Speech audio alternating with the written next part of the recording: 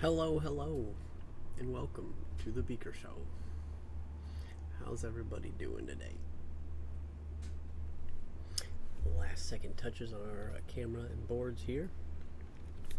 So, welcome back. It's been a little while since we've had a session. So we got some catching up to do. I'm going to give a pretty decent recap of what we have missed prior to our last session ending. We had a couple of sessions that were not broadcast because they weren't very long, or we just had people missing, a bunch of stuff going on, so trying to get things figured out ourselves. But it was downtime, so it wasn't a whole lot, but we will get that recap going. We'll grab our players here in just a moment, and we'll get things rolling for today. So sit back, relax, and enjoy the story.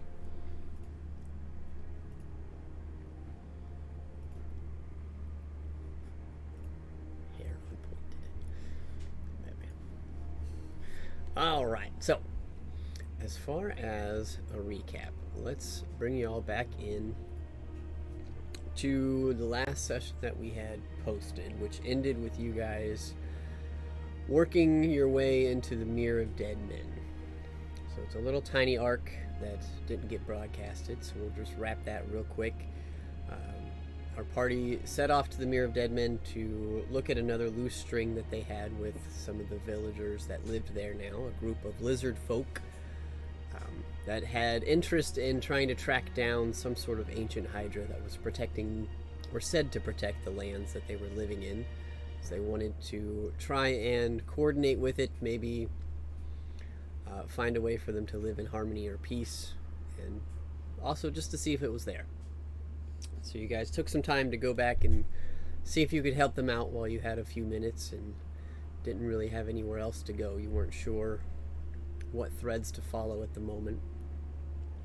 You delved into the lands there after speaking with the shaman, or the leader of the lizard folk, that there were no signs of the ancient hydra that they had mentioned. However, there had been some poachers in the area that were killing off hydras in general.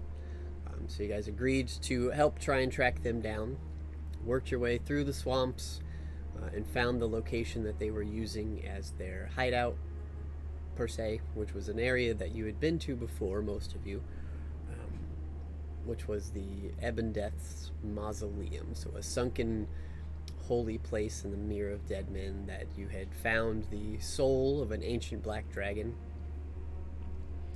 Guys did some investigating there, ran into a very powerful skeletal being of some sort, fought with them, made your way back into the chambers there just to kind of scope out the place, and found a large mimic the size of a dragon's hoard that you found was related to a mimic that one of your party members was using as a weapon, Zidane. Spared his life and told him you'd get him in contact with his brother eventually. And then making your way back towards the front, you encountered a scout from what you could only assume were the poachers' party. Followed them up to the surface in a couple different ways. Some of you ran, some of you flew, some of you ran back through the catacombs to swim and try and get behind them. But a battle ensued with a couple of large kobolds that had harpoons, doing quite a bit of damage to your party, alongside a group of elves, and one of which was some sort of caster. Didn't get a good look at her, but you did notice that at least on the caster she carried a symbol of Tiamat about her.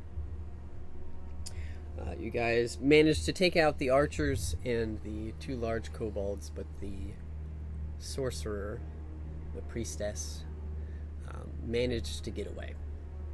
You're not sure who she was or where she went necessarily, but she was not there at the end of combat.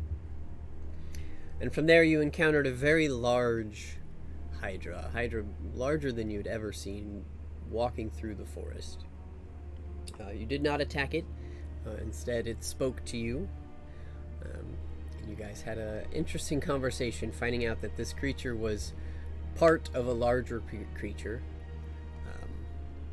but they were the current kind of guardian, the protector of this area, was their name. Upon talking to them and kind of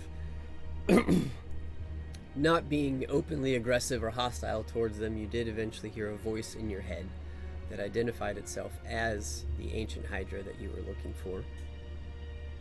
Through talking with them, you found that this creature was, in fact, underneath the mirror, or at least one of their heads, as you saw a giant eye open on the ground before you. Did a little more conversing, found that this creature was placed here long time ago, as it was actually an avatar for the god Tiamat before they were imprisoned in hell. They told you they were no longer connected. They were not the same being anymore. However, Tiamat was still pulling and drawing power from this avatar. So they asked if you would help them. And helping them would require you to find your way into hell and kill Tiamat, or at least destroy her so that she would be recreated or reborn elsewhere, but that would sever the link between the two and allow the avatar to officially be its own being and regain its own strength. And it told you of its plans to help protect and cultivate the area and keep the sickness that was in this swamp from spreading any further. You agreed to help, and in doing so, she empowered Zan with the ability to take himself and his friends into Tiamat's prison cell, should you so choose.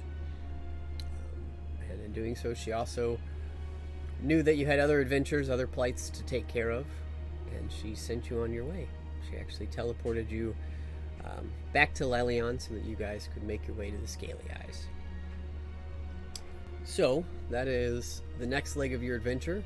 Having received a message from the Scaly Eyes, Zanzibar knew that they had some information for him that might be pertinent. So you all followed him, went about a day or so north, back to the Scaly Eyes, which was an interesting conclusion, since it seemed like Callie was also a Scaly Eyes member, though she was getting some side eyes and some very guarded conversation with the mother worm there in regards to what was going on. It's definitely interesting interactions, but nonetheless, you received your information, Zanzibar. There was some information that came about in regards to an ancient dwelling, some dwarven ruins or some sort of underground excavation near your hometown out in the deserts to the north. And that this dig site was originally under the care of someone that you knew, but had recently been procured. You're not really sure exactly what happened, but somebody else was now in control. And this person that was now running this operation in the desert was a Lord Cryo. The Mother Worm didn't 100% know all of your connections to Cryo, so she wouldn't have assumed that you would want this mission just based on that. The fact that she presented that made it pertinent to you guys is apparently somewhere within these ruins a portal had been opened. A portal that connected to one of the rings of hell. That she knew would probably spark your guys' interest, and why she decided to allow Zan to take a first field objective, also placing Callie under his care, stating that Callie could watch, tag along, shadow Zanzibar in this mission. And so with that, you guys began your quest. You were given the ability to take a leap forward, get you a little bit closer, maybe save you a couple days worth of travel, but you were warned that the desert does interesting things with magic, and that traveling there via magic, like teleportation spells or even using magics of that like within the desert, can be very tricky and may go poorly if at all. So she teleported you just outside of the spine of the world. A large desert area lies laid in wait for you about beyond that. So as you guys headed north, you crossed over the spine of the world. Um, Essentially, that's pretty much right where you started. So that places you very far north of Neverwinter, but you are aware that it's still probably about a 10 days travel through the desert in order to get to your hometown, Zan. Oh, I lied. Is it 10 days? Hold on. 20 days. My apologies. Oh.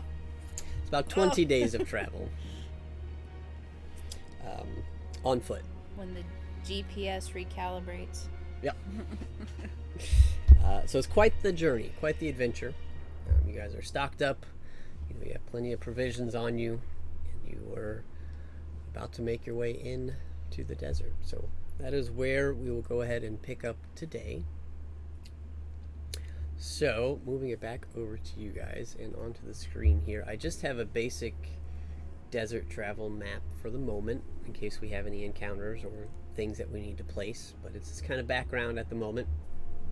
But that does bring us to you guys. So All these rocks look the same.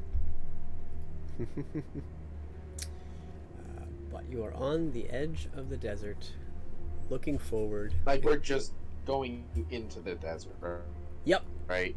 Yep. Okay. You are about to walk in. So that's where I will turn it over to you guys. If there's anything you'd like to do, or conversations you want to have before we start traveling.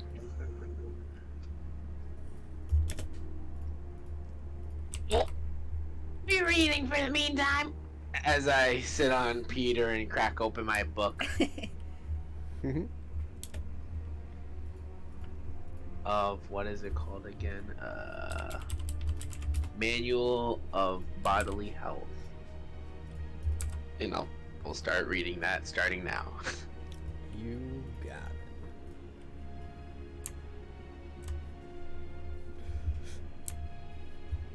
it.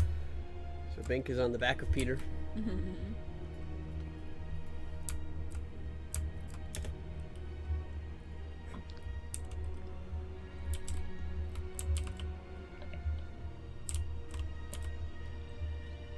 You ready for a trip, guys?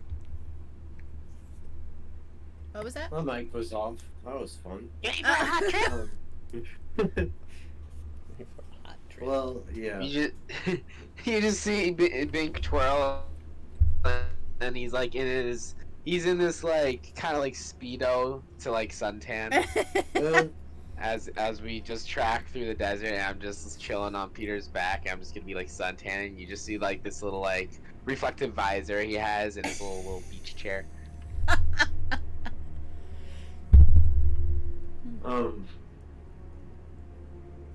How's the weather looking currently then? Hot. Oh, Like in the desert, yeah, it's gonna get hot. Is it a dry heat? Oh yeah. Is it windy? Not at the moment. No. Okay.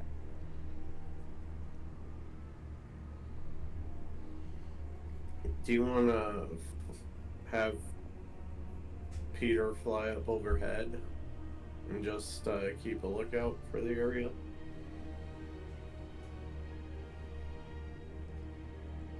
I look down from the top of Peter, like bend down my glasses. I'm like, be on top of Peter while we're up there. We can both scout. I mean, I have my own wings, and I was planning on walking with the only other person who doesn't have wings. I don't have wings, but I have this. And Calliope pulls out her broom.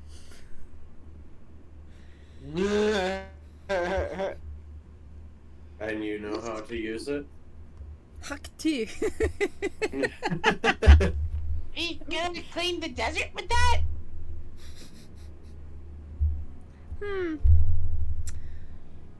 It sounds like a chore I might have been given as a really young child for misbehaving.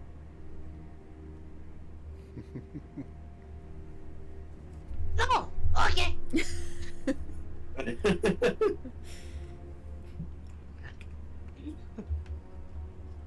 But if we'd rather fly, I'm happy to take to the air on. I don't know, I haven't named my broom yet. Broomy! Groovy. Lucifer! Oh God. Oh, I don't like that name.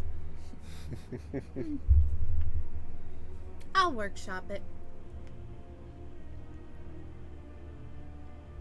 Specifically because of the double ladies after him.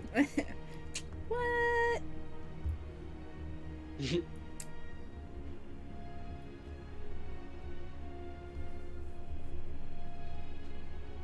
Well,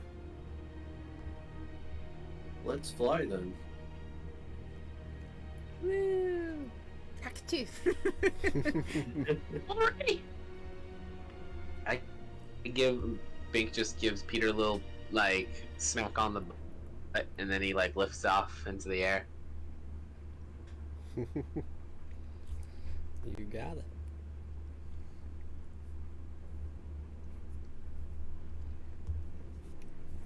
Alright, so making your way into the desert for your first day of travel here. Just have somebody roll a d20 for me. Who wants to roll it? I'll do it.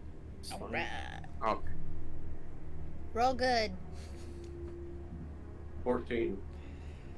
Okay. Yay! So now if you would roll a d10. Oh no. Oh god. I don't know if a yay anymore. 1. 14 and 1.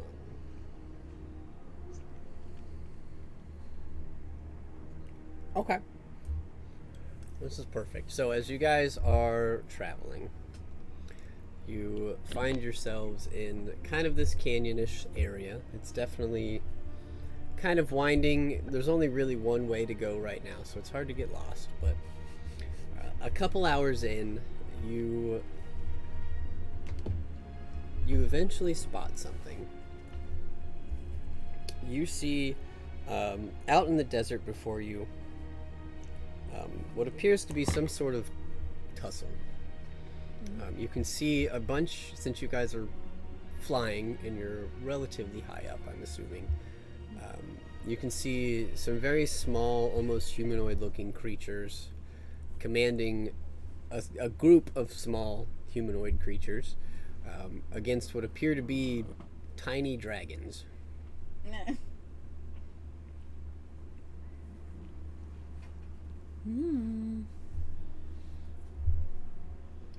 What color are the dragons? That is a good question. Yeah, it's kind of hard to see them because they almost blend in with the sand. They seem to Ooh. be like tans and yellows and whites. Okay. And you're not 100% sure they're dragons necessarily. They just resemble them. Gotcha.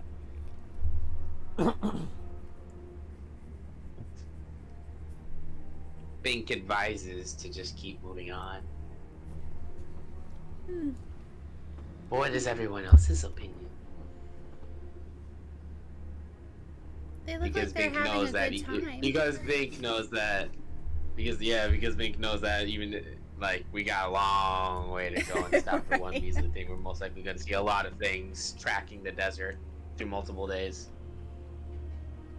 Calliope's gonna ask Zanzidar, is that normal? For desert living? Sorry, is what normal? That over there. You know, little tiny dragony creatures fighting people.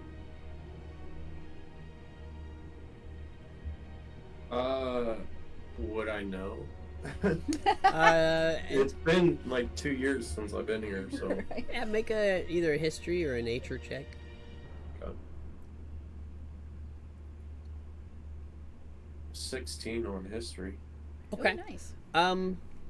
It's not unfamiliar. I mean, the desert is kind of a little bit of a wasteland. It's not it's kind of like an outlaw-ish area as well, but full of many creatures and different things that are territorial. It's definitely because there's less population out here of humans and civilized things and less travel routes, that it's not uncommon to see quite a myriad of creatures.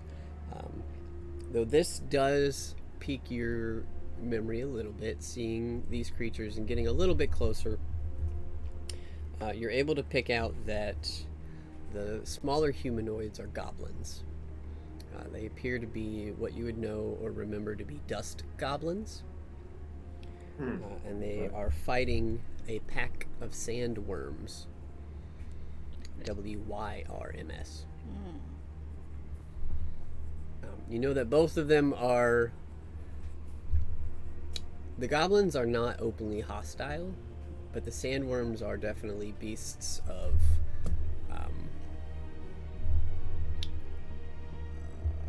what's the word? They're territorial, I should say. So you gather there's probably a good chance these dust goblins that kind of just roam the wastelands and the wildlands out here probably didn't mean to be here. And the worms have taken advantage of that. Oh, okay.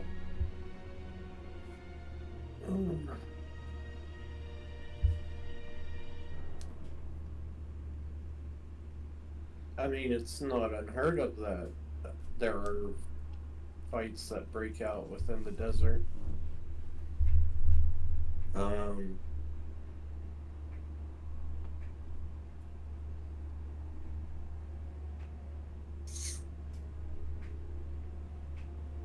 Although every other goblin we've run into has been decent as far as attitude.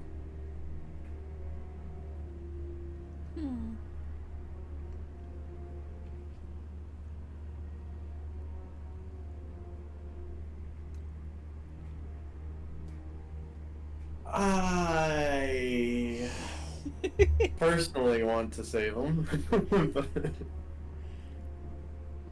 Well, as I see it, we have two options. We can either help them, or we can come back later to see if there are any bones left.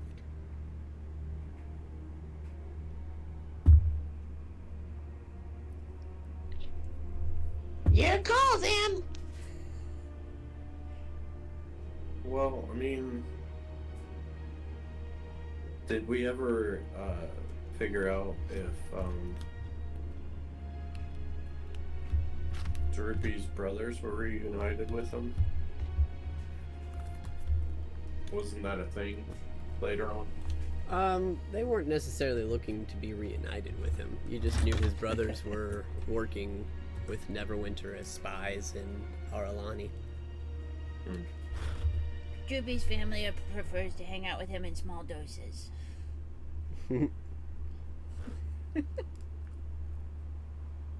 So that would be the option, or that would be the reason why I would look into helping these goblins. Mm-hmm.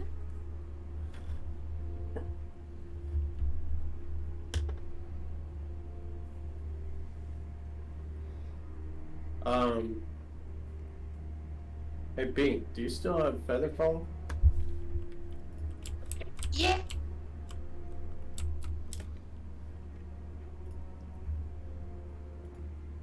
Out of character, can you read that spell to me real quick?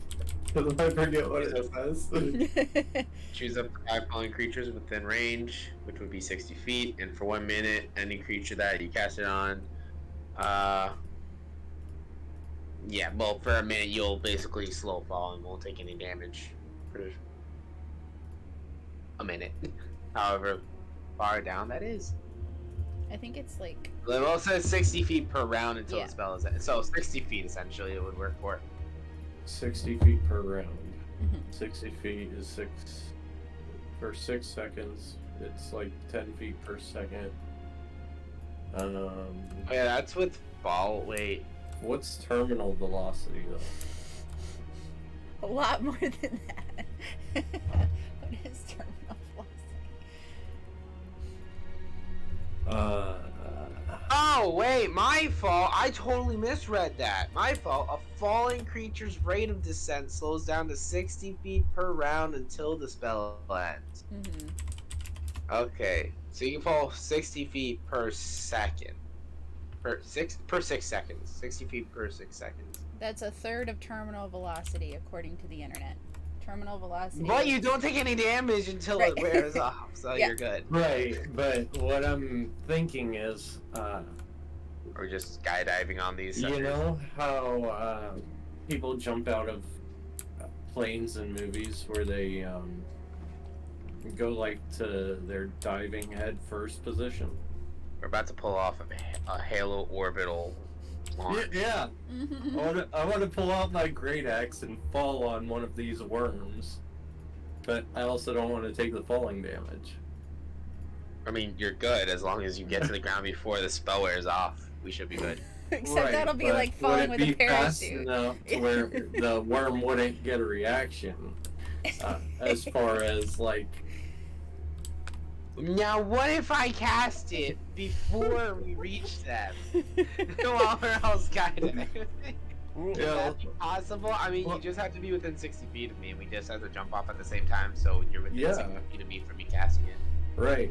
So if we fall like say 100 feet and then you cast it with 60 feet left to hit the ground, I mean we're falling pretty fast at that point. I feel like. Yeah. I mean, Well, I mean, 100%. You're skydiving. It doesn't matter. You're going fast.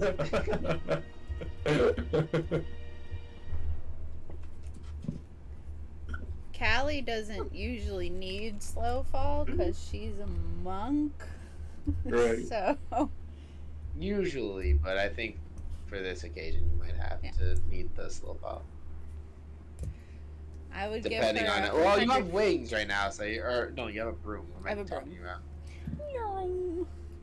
Which I believe also goes 60 feet per round, not per second. Woohoo! Oh wait, never mind. Terminal velocity. I did this wrong. Terminal velocity per round would be 1,080 feet. So in that case, slow fall is Oh, slow fall is a lot less. slow It fall's really a lot is. less. I'm thinking so hard on how to drop on these. In the things. world of Right, D&D, you fall at 500 feet in 6 seconds. So it slows you Yeah. down to almost a tenth of that. Yeah, and that's about what terminal velocity works out to too. So yeah.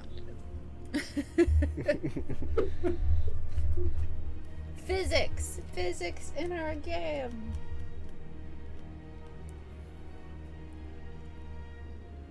So it only slows you to 60 feet per second. Per 6 seconds. So if we go up to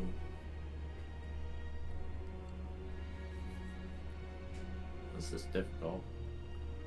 Because we would have to be at least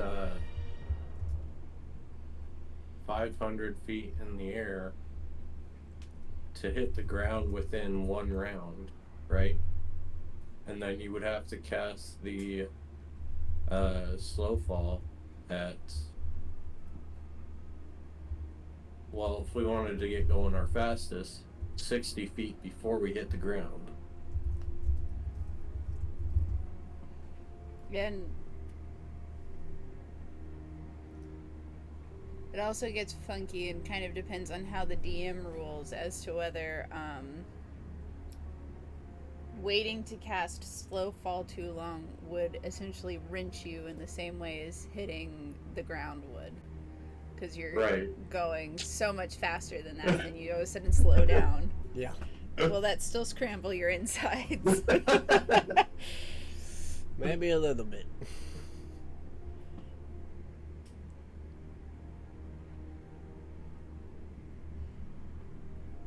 Regardless, I want to try this because it sounds fun as hell. I mean, I'm down.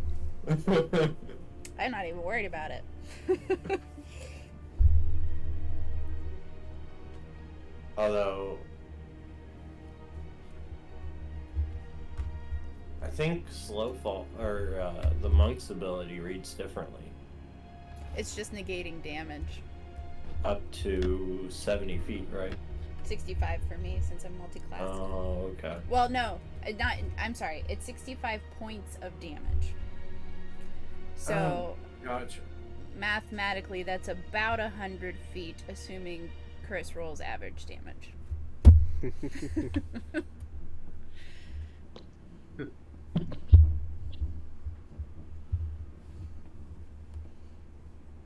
Yes, I did Okay. do the math. So let's drop from 100 feet then. All right. So I'm activating the spell at 100 feet? We're at the You 60-foot can, mark. or you can wait 40 feet and then activate the spell. Because Okay. a reaction is done within a round, so it must take like. So what if I do it at A 50 second. feet? Because if it were 6 seconds, that would be a full reaction. Then something would happen, so 50 feet would make more sense. Okay, that's fine. And As long as it's before the ground. and just to be clear, don't cast it on Callie. Got it. Okay. Zan's here. Zan's been charged to protect her, so she's just gonna jump head first into the earth and hope it goes okay. First day out, it's going great. No saving her at all. No feather fall. No nothing on her. Okay. Honestly, I just want to see how much, if she'll be okay. If that makes sense. Oh God. Oh, okay, gotcha. Okay. I'm ready. Okay, so we're flying up to 100 feet, and then we're dropping. Well, Zan is dropping straight down, probably, or at an angle, depending on wind.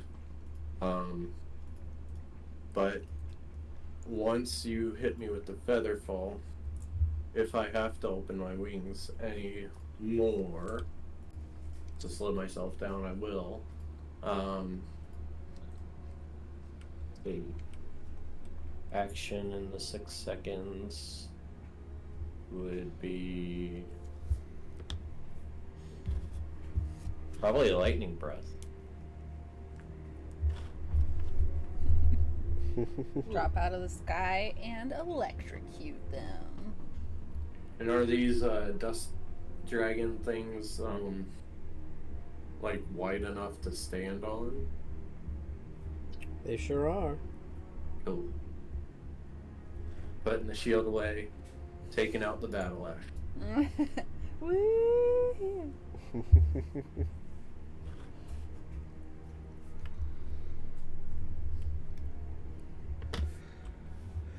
Alright, so who's dropping on what?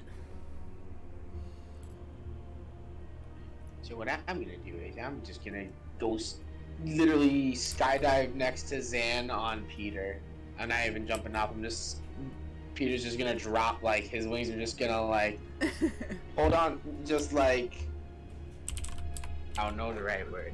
Just fold in, and then he's just gonna skydive down. Just Yeah, it's almost like It's so falling alongside from you. the air. Yeah. Mm-hmm.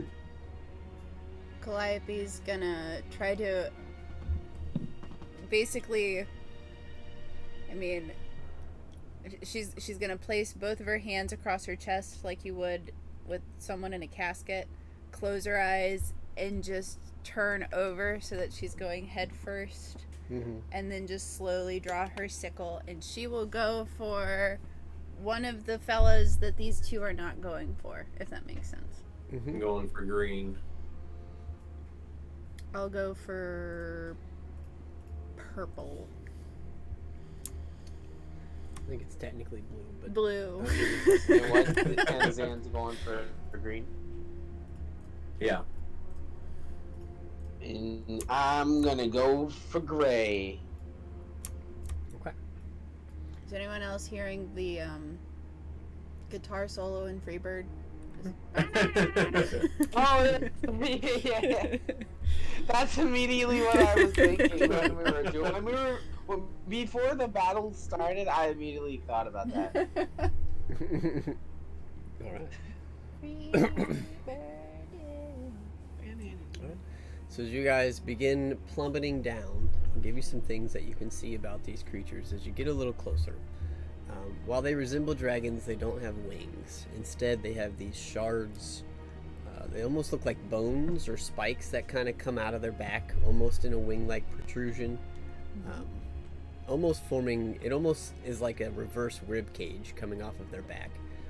And you can see their tails are very long and have this very jagged, pointed end to them. And you can see that they're kind of dipping in and out of the sand here as these goblins are fighting them. As you get above them, you can see on the ground. I have placed some goblins, but you can see there's a handful of goblins that are unconscious on the ground. They don't appear to be moving. You're not sure if they're dead or not, but it looks like these worms have already started kind of knocking things down. So as you guys begin to plummet, Bink, you're casting Featherfall, you said, right at the last second? Yep. Okay. On me and Zan, obviously, because our little friend doesn't want to cast on them. I will I mean- own my responsibility in that. Are you gonna want to do it on Peter too? Huh? Or Peter's technically skydiving. Well, he's flying, so I mean, I'm on him. I didn't Yeah. skydive. I made Okay. sure, like, I'm on him. I mean, he just tucked in his wings so he can skydive. I meant so he can plummet Yep. really fast, and then obviously he's gonna flap his wings last second and stop his descent. So from 100 feet up, you are plummeting on Peter, who's going to keep you safe because he is a flying beast. You didn't jump off of his back. Zan, you're getting featherfalled after 40 feet. Yeah. Okay. And Callie, you're just smashing into this thing. Yep. Okay. That's 100. That's 100 feet. So that's 10d6. Yep. So I'll go ahead Minus and whatever roll. featherfall, like, passive you have. Do you? Yeah, she does have the Yeah, you monk should. passive, so we'll Yep. see how much. I can negate up to 65, so I think I'm good, even if you rolled minus damage. Yeah, our total is 32 damage. So So you negate 32 Do they damage. take damage from plummeting into an enemy? Question mark. No, just hard things underneath me. Yeah. The God. ground. So Deflect missiles. red, blue, green, and white. Okay.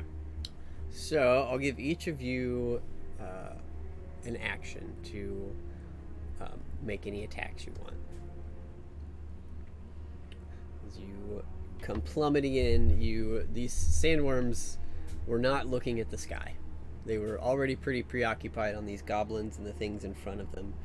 And now all of a sudden there's a party of adventurers following on their back. Whee! Great neck speed. Yep. So since wait, who goes first? That's right. That's up to you guys because we're not in initiative yet. So whoever wants to go first. Y'all are on different creatures. When I have the honors.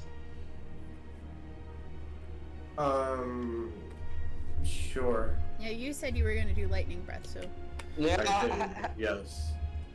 you don't. You're not married to that. I was just saying. Connor sounded like he already knew what he was doing. So. Yeah.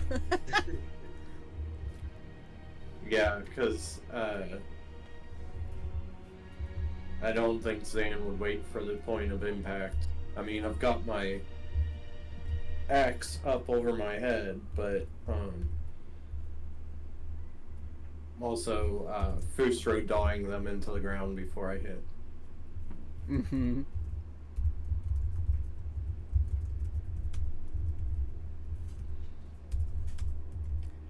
You got it. So that lightning breath is a save for them? Yep. Save of DC 8 dexterity.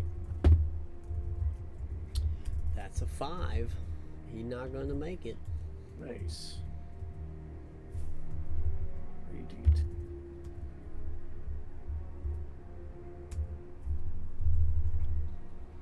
triple eights for 24.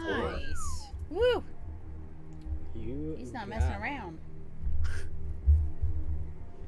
So you get a very well placed lightning breath into the back of this creature, and as it connects with it and you see the lightning and the electricity crackling, you see its body kind of tense for a moment as it cranes its head and neck back to look at you in the sky as you land on its back. Do I get a bonus action? Yeah, I'll give you a full turn here.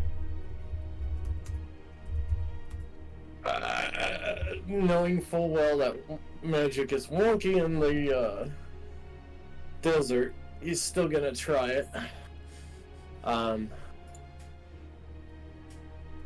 Haste on myself for 2 spell points. Okay, roll a d100. Oh Okay. boy.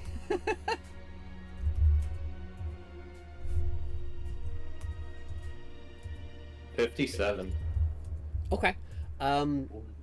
As you cast the spell, it feels weird at first. Like it felt like it didn't work. But then it hits you. So, nothing else. It was just a little bit delayed. It was definitely weird. Like when you go to take another, like you think you've reached the bottom of the stairs and you go to step forward and it's not there, and then Yep. there's a step. Yep.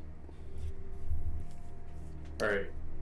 Land on the monster, Mm-hmm. my feet, and then bringing the axe straight down with Okay. the full force of the fall. You got it.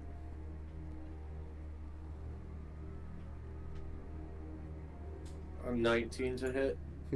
I'll give you advantage on this since you're falling at them and they were very surprised. So roll once more, or Yeah, roll yeah, just with roll one advantage? Okay.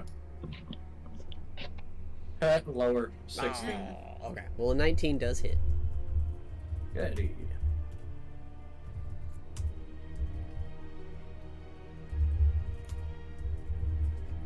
$17 points of bludgeoning damage. Jeez. Woo! God dang! Got it. Ouch. Yeah. He's strunk, man. He's strunk. Get a good smack right on this thing's like backbone, and you watch as you make this connection and you sink your warhammer into it. It kind of, you hear some snapping and some cracking as its back kind of arches towards the ground, and I need you to make a dexterity saving throw. Okay. As you watch the spikes around its back, this almost rib cage type contraption goes to snap shut on you. Oh my. Oh boy. 17, I believe. Okay. Let's see here. Is that a reaction? Yep. Asking for the stats. Okay, so you don't manage to get caught. You manage to kind of shimmy your way around these spikes, and you're still able to move on its back. It wasn't able to grab you with whatever these protrusions are, so you are not restrained. Nice. Ooh, buddy. Alrighty. Anything else? Nope, that's all I can do. Okay. Who would like to go next? I'll go. Grr. Alright. So, I like to imagine that a lightning breath that does 24 damage to somebody causes a bit of ozone to escape into the air.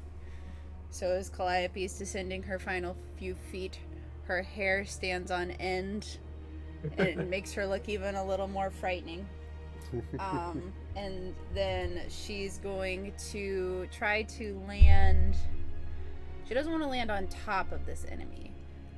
She wants to land directly next to him, and as she's descending to his eye level, she'll make her 2 strikes with her sickle. I'll give you advantage on melee attacks since you had the incoming speed and surprise here.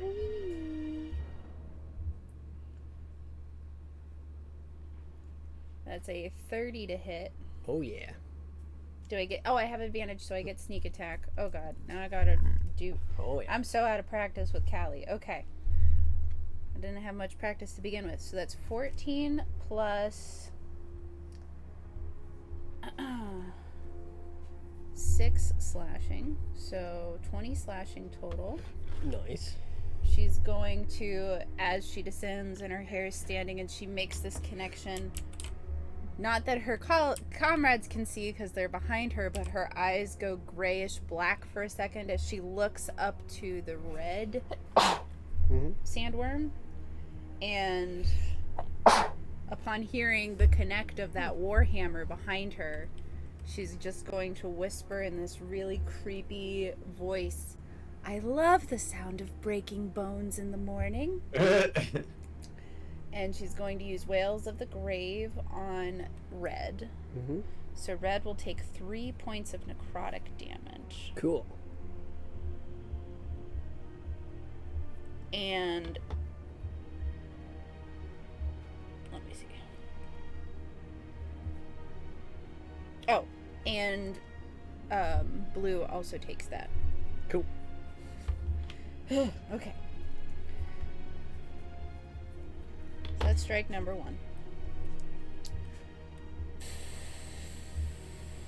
She will swing again. Mm-hmm.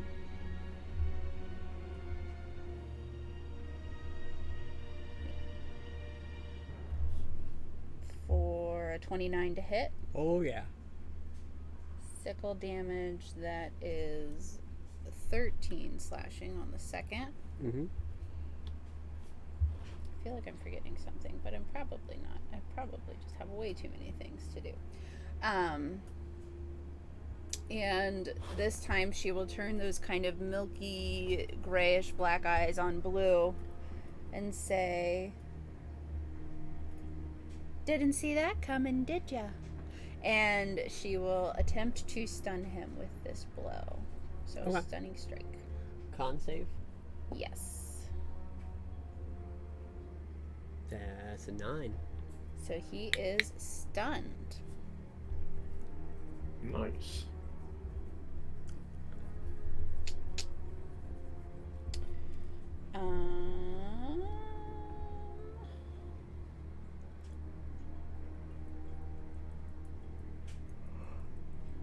Do I have any movement left, or was all my movement falling? I'm going to say all the other movement was falling. Totally fair.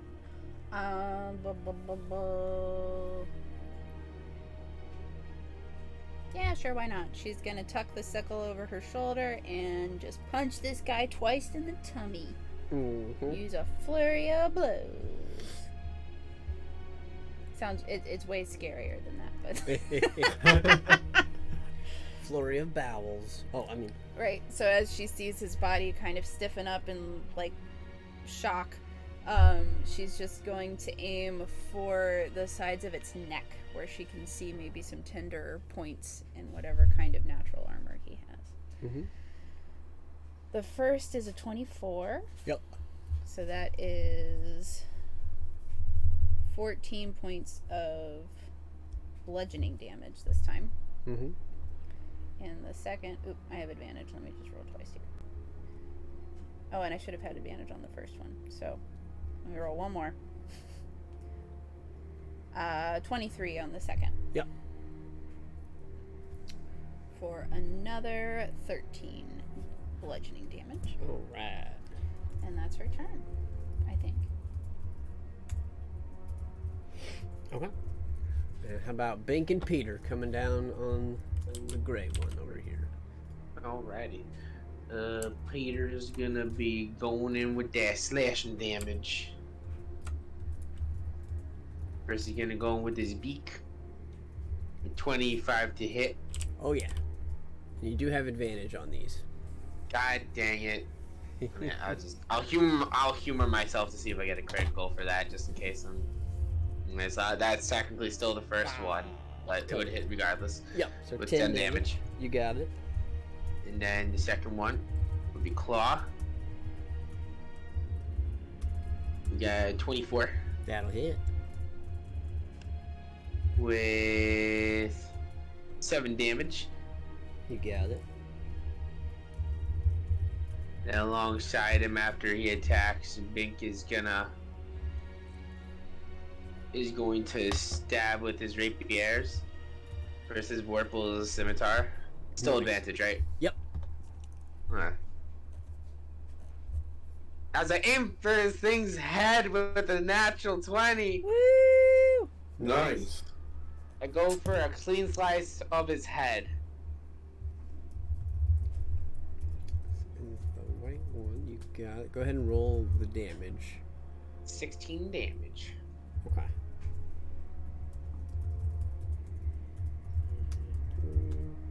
Okay. And then let me see if this creature can live without a head or not. Hopefully it can. And ironically, I'm playing Freebird in the background while I'm doing Nice. No, this. I don't think he can. So how do you want to do this, Bing? Hey. So you just see this creature kind of like look up. It's like, is that a bird? Is it a plane? Oh my god, it's a freaking griffin! And then he goes in for pecking and slashing alongside his master Bink, which goes in for the final one slice, not even using his second scimitar, and just slicing his head clean off. You got it. As it just plops to the ground, you hear a thump, and then the body kind of thwops to the ground. You got it. And as you do, you can see the body just kind of sinks down into the sand a little bit. You have successfully decapitated a sandworm. Alright, and I think that'll bring us to rolling some initiative. Yep. Actually, before that, would I be able to get off my second scimitar as bonus action to let it levitate all over to the green dragon and attack? Yeah, that's a bonus. So yeah, you could send that out real quick. Okay. Go Would it be within? I'm double checking. I'm pretty sure it's 30 feet. Let me just double check. Yeah, 30 feet it can move. How far am I away from the green dragon? Oh yeah, you're within 30. Yeah, so I'll send it out 30 feet, and I'll make it go attack the head of the creature. You got it.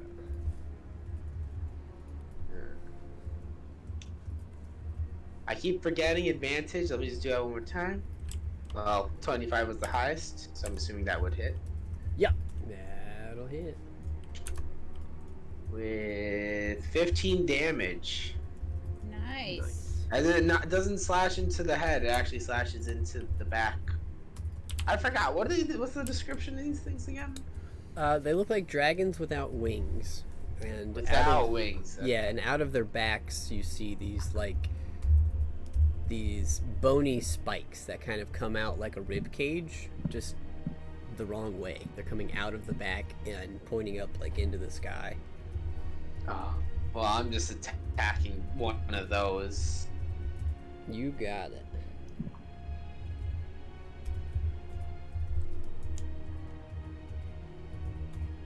And I end my turn. Okay. You got it. Alright, so now go ahead and have everybody roll some initiative for me. Woo! Alright. Ah, so close. Rolled off the 19 onto a 3.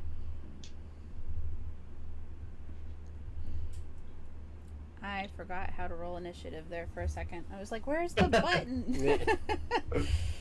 Oh, it's been too long, y'all. It's been too long. Alright, I think I'm caught up.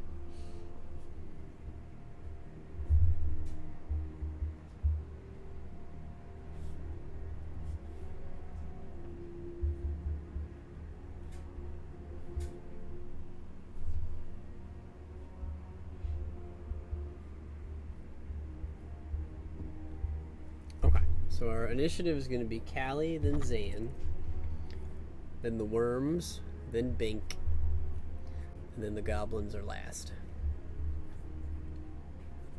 If they make it. Because they're so surprised. Alright. So, top of initiative. Callie, you have landed next to this sandworm and taken quite a good chunk of him out. And he is currently stunned until the end of your turn. Right.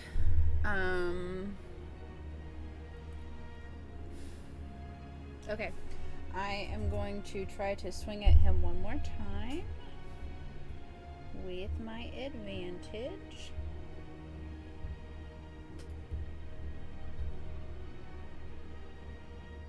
That's a 28 to hit. Oh, yeah. Absolutely. Okay. So that is 11 plus.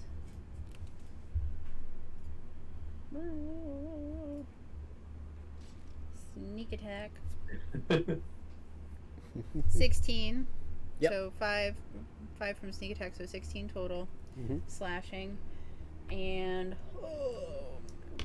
try another stunning strike. Okay.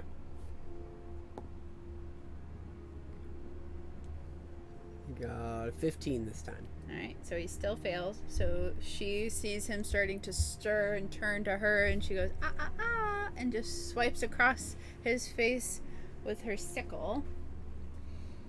And once he freezes again, she's going to look to the goblins around her, and her hair is still staticky, and her eyes are still blackish, and she just goes, excuse me. And she's going to run towards Red. Like this? Yep. She's got Boku movement. 60 feet. So, hello. And she will swing at him. Without advantage this time. Mm-hmm. That's okay though. That's a 30. That'll hit. So that is... Ooh, max damage. 16 slashing. Nice. And I'm blowing through these faster than I like, but we'll just try it. Not patient defense. Another stunning strike Mm-hmm. on Red. Oh, natural 20 for 24. Dang. So she runs up and goes, hello, and tries to make the same swipe, aiming for the same pressure points on this guy, and she misses just slightly and still manages to hurt him, but she sees, oh dear, you're still feeling violent, aren't you? And I will just go ahead and do one more offhand strike at him. Mhm. Not a flurry of blows, but just deck him in the chin for ignoring my stun. There's a 25 to hit. That'll hit. So that is 9 points of bludgeoning damage. You got it. She will stay there for the rest of her turn. Alright, that'll bring us to Zan. Okay. Currently on the back of this beast.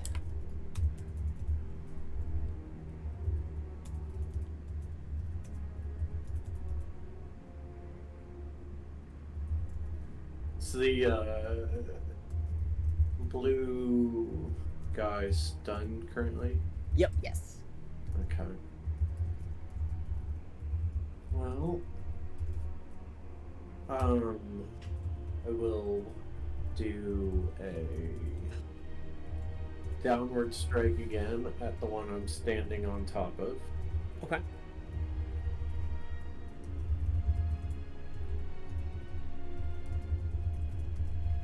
A 29 to hit. That'll hit.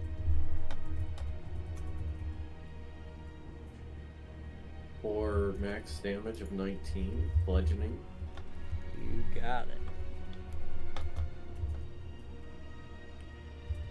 And then from there, I'm going to fly up into the air. Mm-hmm.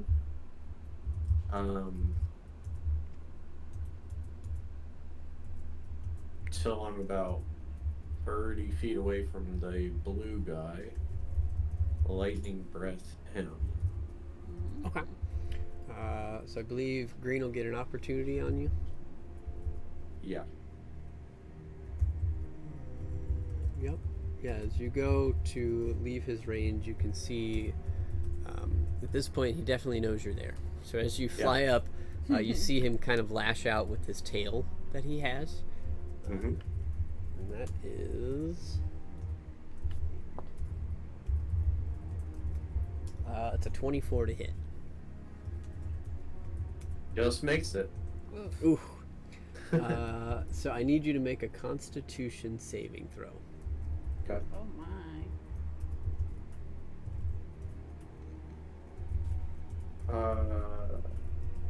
Is it a saving throw or is this for concentration?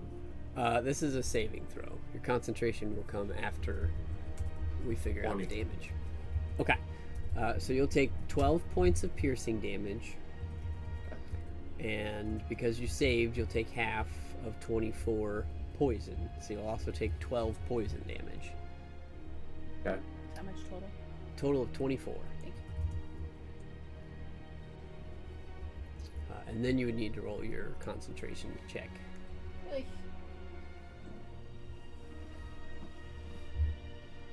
But you are not gotcha. poisoned. Okay. So reaction. Wrath of the Storm. Nice. Mm-hmm.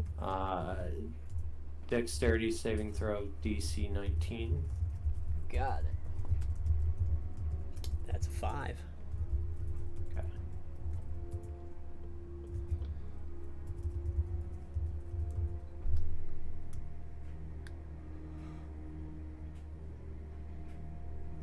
So as his tail hits me and distributes the poison, it sounds louder than it should. And he takes 9 points of thunder damage. Beautiful. Got it. Now we're having fun. Concentration check. 27. Hey. Yep. You are definitely good. And then, so I get up into the air, yeah? Yep. I'm not grappled or anything? Cool. Correct. Lightning breath at blue. Dex of 18.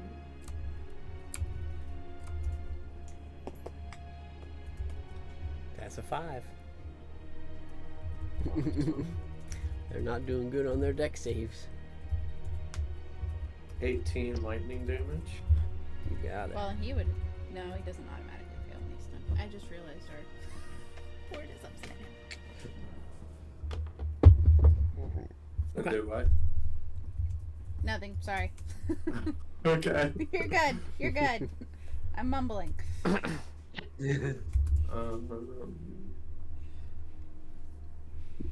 Yeah, so after I shoot the lightning, I'll use the rest of my movement to go even higher. So I can technically get 60 feet in the air. Okay. And that's assuming Featherfall has not worn off already. I don't think it wears off for like a minute. Yep. Something like that. You got it. Anything else? Nope, that's it. Alright. That'll bring us to some of these wormy worms. So we're going to start with... I'm going to start with Red. He is going to, having taken more damage from this black monk looking creature that just came out of nowhere, he's going to turn and try to gore you. So you see he has this one large, almost like rhinoceros horn coming off the top of his forehead, whereas dragons sometimes have two. It's just one solid piece. And he brings his neck around and tries to gore you with it. Rad. Is a 18 to hit. That will miss. So he brings the horn down and she raises up her bracers and they clanks against it. He will kind of, as he was doing that, you would notice that his tail kind of wrapped around behind you. Uh-oh. He's going to try and stab you in the back. Oh no. Well, just say it out loud. Goodness. That's a 22.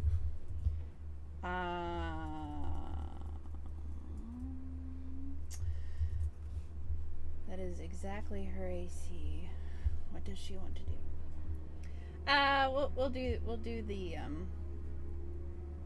We'll do this first. So she's got her bracers up in front of her for the horn, and she catches a glimpse of the tail out of the corner of her eye and just goes, ah, ah, ah, and these ethereal wings sprout up behind her as she uses the gift of the metallic dragon. And Cool. makes her AC 27 for the attack. You got it. So that will also miss then. And you see as you manage to block both of these attacks, this creature just kind of dives into the sand. Oh. And you will get an opportunity attack as it's attempting to leave your... I just used my reaction. Oh. So yeah, never mind then. Right. So this creature dives down under the ground, and you can see it kind of making this mound as it's slithering its way over here. Oh my. And you see as it makes it here, it can immediately use its reaction. So you see the two goblins that were standing here kind of get lifted up by this mound of sand that's moving under their feet. And you see these bony skeletal protrusions come out of it and grab these goblins in like a cage. And What they're is this called? spine trap. Cool.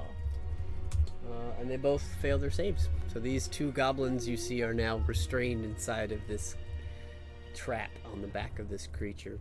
Oh dear. But that was all he has for the moment. Green, however, looking up and seeing that he can't reach Zan anymore, is going to do the same thing. You see that he kind of burrows down into the ground, and he's going to move over here. He will immediately use his reaction to toss his trap out. Yep, and you see that both of these goblins also get snatched. But since they are now snatched, let me see here. Yep, he still has his action. So you see as he has caged these two creatures in its bone-like spines, you see it bring its tail out and he stabs at both of the goblins. Yikes. And both of them hit, and both of them do not make the save. So you see both of the goblins on the back of this creature get stabbed by this stinger, and you see them kind of freeze up, and then they go unconscious, just laying on this thing's back. But Oh, you can see no. their bodies are still like twitching. Uh-oh. Uh-oh. That's all he's got. But as this is happening, and we've kind of gotten through some of their turns, you can see the goblins have kind of realized there's other people here, and you just hear them shouting like, "Ah! Oh, kill wounds! Help us!" And you see Trying. Right. two of them that went unconscious were in the middle of saying something, you're not sure, but the other two on the back of the other creature that are captured just kind of shout out to you. They see you, Zan, being up in the air. They kind of look, "Oh, dragon! You help!" Nope.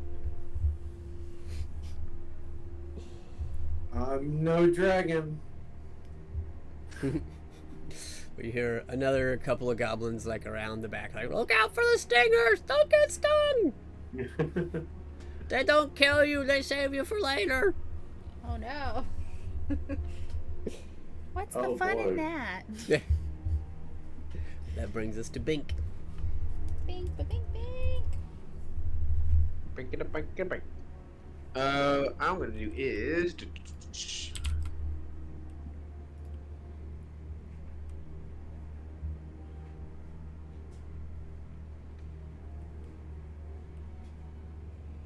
I am going to use 6th level chain lightning. Oh Wow. boy.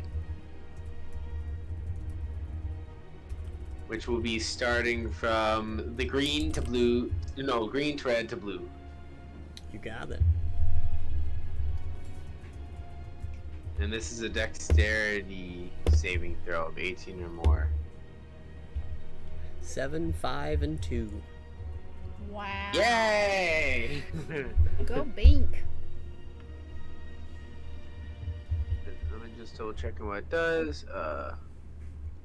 Yeah, it doesn't stun them or anything. It just does full damage. So I'd be stunned. alrighty, time to do some damage. Wait, do they get stunned? No. No. I don't think so. Yeah, I'm about to say I don't think so. 38 damage for each. Whew. All right. 114 points. Pretty good. markers done. Might not stone them, but I bet their fingers feel funky. Mm-hmm. Yep. Your bones will feel tingly. You can see the one that is stunned and the one that is marked with green are both looking pretty rough. They're starting to like freeze up, like their own bodies are now charred and burnt and frozen. And the red one, however, that has the two still moving goblins in its back is looking all right. But you can see it's like, well, it's a creature, so it's hard to read necessarily, but it definitely has the look of like panic or escape in its eyes. Which one's the one with the goblins in its back? Red right now. How far is it away from my sword? Because I'll try to make my sword attack if it's 30 feet away. 5, 10, 15, 20, 25. It can get there. Okay, I'm gonna make it attack Mr. Red. Got it.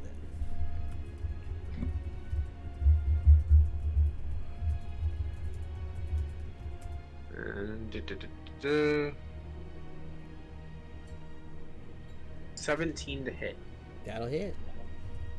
Awesome. 11 damage as I try to sink this sword straight through the backbones and try to release these goblins. Nice. You got it. So you do manage to sink your sword into it, and it kind of reels back in pain. Not quite enough to release the goblins yet, but he's looking a little worse for wear now. Then I'm gonna make Peter kind of fly, kind of like hover, but not like flying above the goblins to go, like, so he's gonna go like left 3 and then diagonal up left, kind of go around the green and then get within range of red to attack him. So like up, not down. Oh. Yeah, so I'm out of range of blue, so I can definitely like. Yeah. Yeah.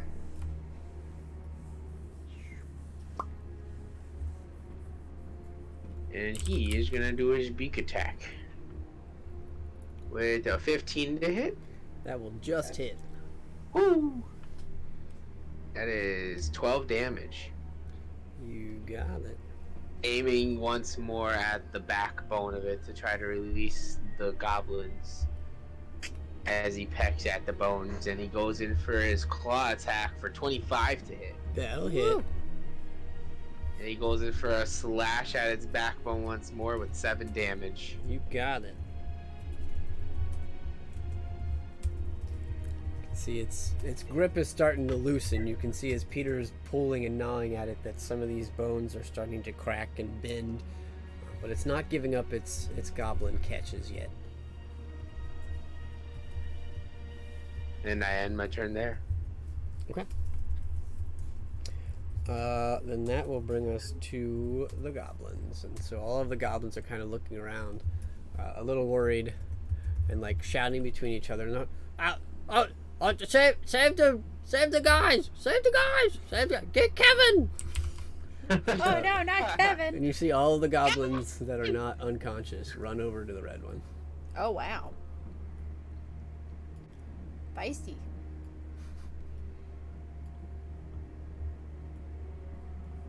Yep, he'll fit.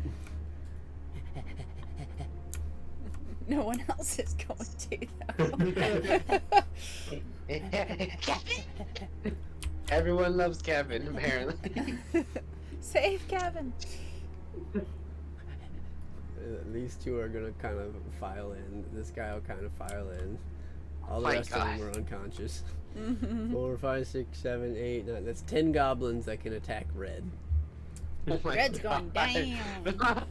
Let's see what their to hit was.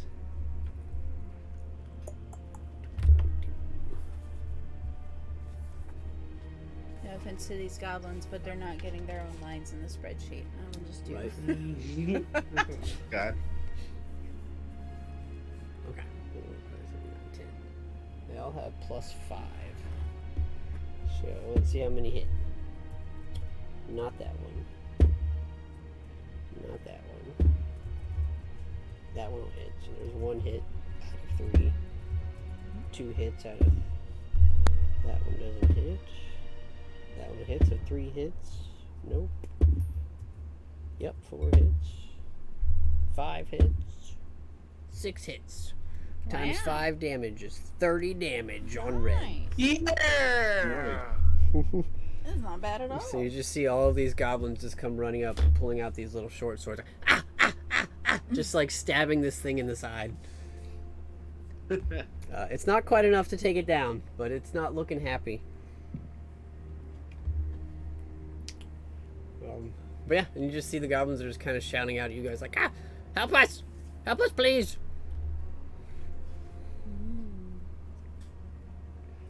And that'll bring us back to the top with Callie. Alright.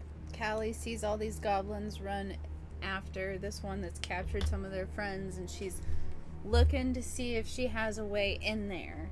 Does she, or is it too crowded? You could jump on him. Could jump on him. You risk getting captured by his cage, but you could get on him. Isn't his cage already full? Can it capture me too? Looks like there's still some space in there. Okay, then this is what I want to do. I'm gonna run up to Blue first. Mm-hmm. And, because again, she sees him injured but stirring, and she's gonna run up and just say, did I say you could move? And she will roll with advantage since he is still stunned. Double sixes for 19. Oh, yeah. So that is... Ooh, max again. 16 plus... 4 slashing. Cool. How do you want to do this? So the movement still isn't completely done. She's going to stab the sickle into his neck while looking at the red one, if that makes sense. And then she's just going to whisper in that like real eerie voice that they use for like children in horror movies and just say, "I'm coming for you." And she'll use Wails of the Grave. So again, her eyes will go black as he and the dead one each take 6 more points of necrotic damage. You got it. Just to make sure he's dead. And then she's going to, as the blue one falls, step up on his body and launch herself at the red one, using him as a springboard, if that makes sense. Mm-hmm. So you go flying over the heads of all these little goblins. Mm-hmm. Aiming to land and strike. So coming down. I don't have advantage on this one for anything, right? Nope. Okay. I'm going to use my sneak attack. Ooh, natty 19 for a 32. That'll hit. So that is 11 points of slashing. And if he's not dead yet, stunning strike. Mm-hmm. As she comes down and is like, there's the pressure point. And she is going to attempt to stun him. Oh, natural 20 for a 24. Stop it! I need to be marking these, and I've been forgetting that you've gotten 2 nat 20s now. Okay. So that failed. So, oh boy, she's running out of stuff. She will just offhand strike a 3rd time then. Okay. Stay down. She's getting a little frustrated. She just decks him in the head. That's a 14. That will miss. Well, this was fun. And that's her turn. And that'll bring us back to Zan. Okay. Going to fly over top of the green one. Mm-hmm.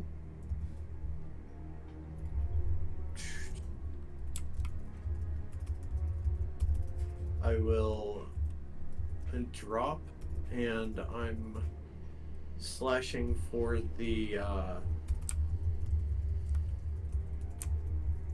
rib cage that's now closed around the 2 goblins.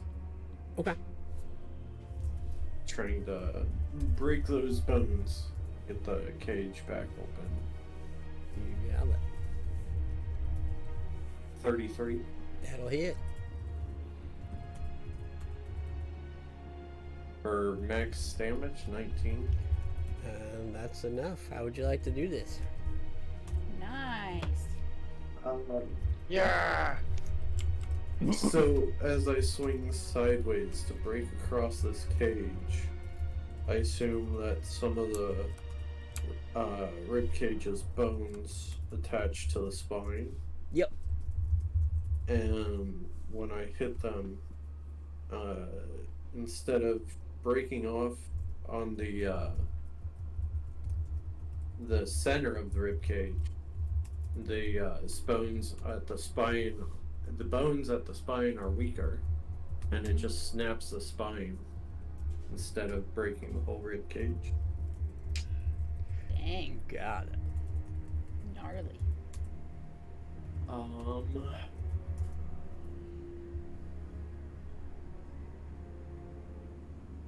Are the goblins unconscious or are they dead? You can make a medicine check.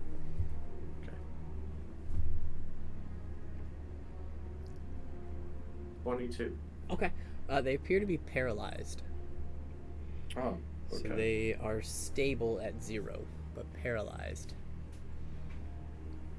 Well, I don't have anything for paralyzation.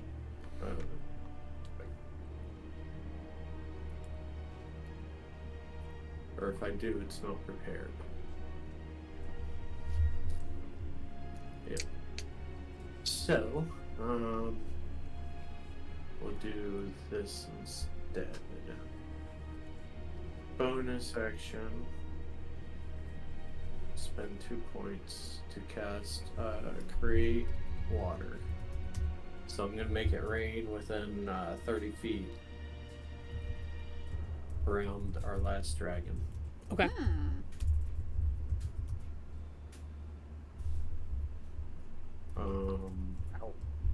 Do I notice anything with that spell? That's a leveled spell or a cantrip? It's level 1. Oh, then yeah, roll a d100. Living for the chaos. Yeah. 22. Okay. As you go to cast this spell, roll a d4.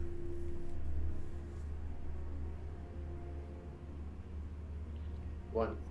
Okay.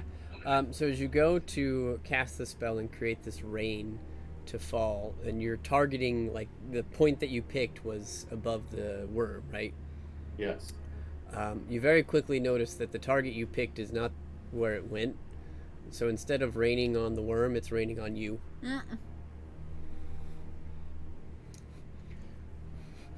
Okay. Spell seems to have been misplaced, so redirected just a little bit, where its focal point is you and not the worm.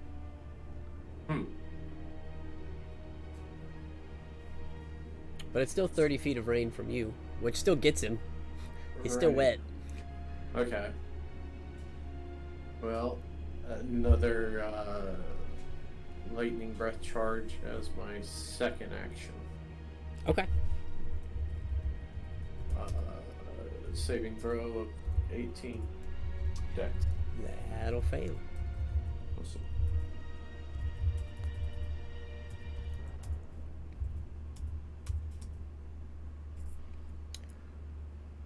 $16 lightning damage. Alright, give me an extra d10 since he's wet.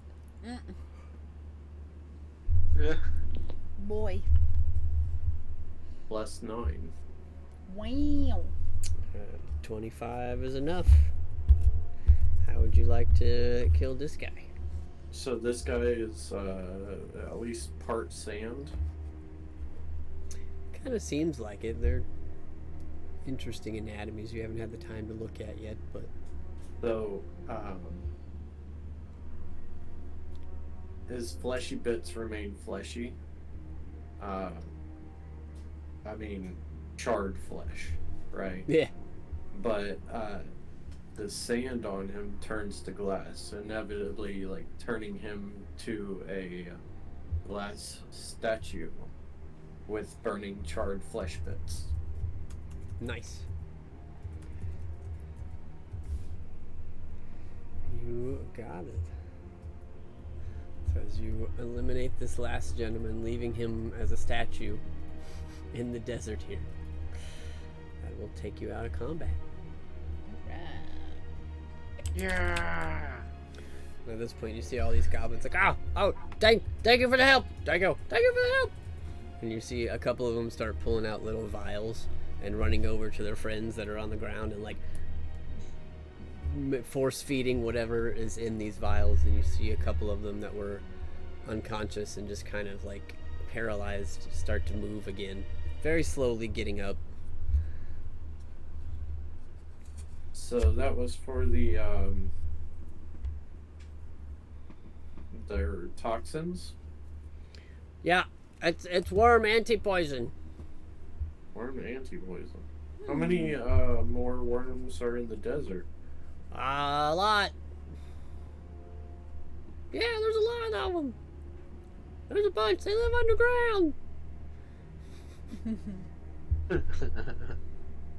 Do you have more worm anti-venom? I could spare a vial. Yeah, I got one.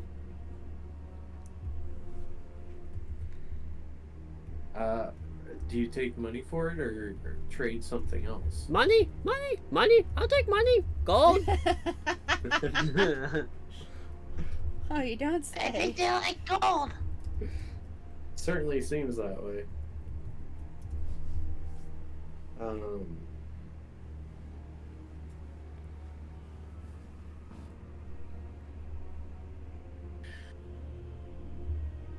Do you know how much you want? That's a bad question to ask. Hey, you said it. You see a couple of goblins that still had some of these vials kind of like walking towards you at that point, kind of stop and look at each other. Hold on, 1 second. Give me a minute. They start conversing. One of them looks back at you. All of it.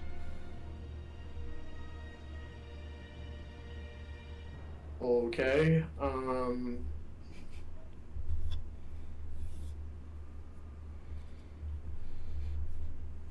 I will give them 50 gold. That's all I have. Puts his hand down. All right. Okay. Should we split it? I don't know. He hands you 3 vials of sandworm anti-poison. Cool. Oh la la. Now all these goblins are starting to kind of gather themselves, and most of the paralyzed ones have stood up. And you see one that had been paralyzed on, or had been on the back of one of the dragons, kind of approaches you, Zan, and he kind of looks up at you and says, "Hey, I'm the leader here." Okay. I thought you ought to know. Thank you. You're welcome. Next time, don't lead your people into sandworms, maybe? It wasn't on purpose. We're not usually in this area.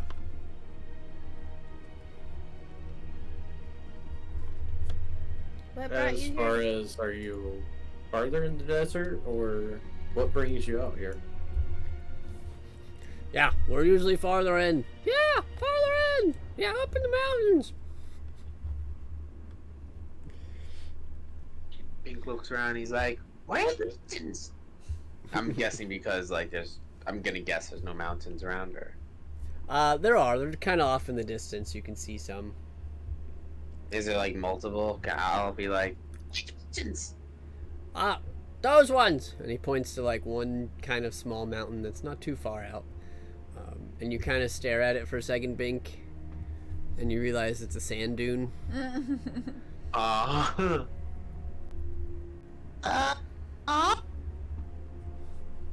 maybe it's that one. I don't know. Me neither. It's been a while. Bink just slaps his hand on his face. We wander a lot. I can tell. Yeah. We were out here because we were looking for food. Are you sure this is the best way to get food, though? Probably What are you not. trying to get? Well, whatever we could find. What do you usually eat? Birds. Yeah, I eat birds. Peter's just giving them a funny look and like backs it up like 5 feet.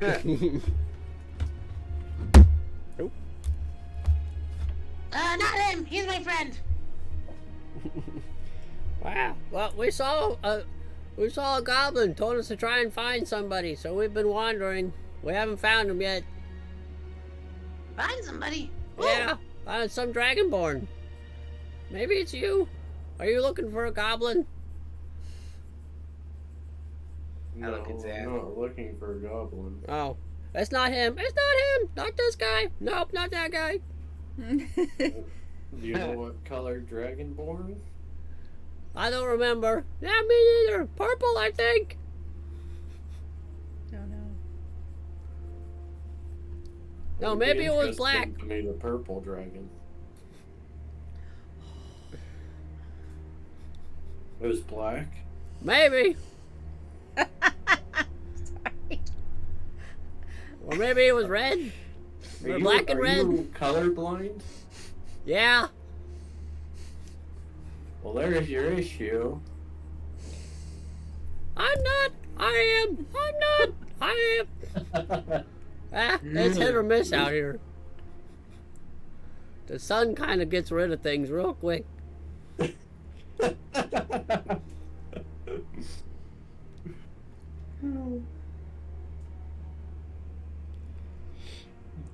Do you know where you were supposed to search for this dragonborn? He said south. See, The other goblin that told us to find this guy. why does he want to find him? Is he trying to help you? Does he just want to meet him? Does he owe you money? No, that goblin was, he was in pretty bad shape. Yeah, they were gonna kill him. Yeah, they were taking him somewhere. Who's they? I don't know, a bunch of creeps with a wagon. Okay, you need to start from square one. What's happening? You know it's bad when Bink's like, wait, your story makes no sense. You're going backwards here. I don't know, I'm Okay, following let's him. go for it. I'm following him. So, do you guys need help? I don't know, probably. Oh my god. Big just hands it off to Zanzibar for asking questions now. He's just gonna like go off with Peter and just scout out the area in the ambulance.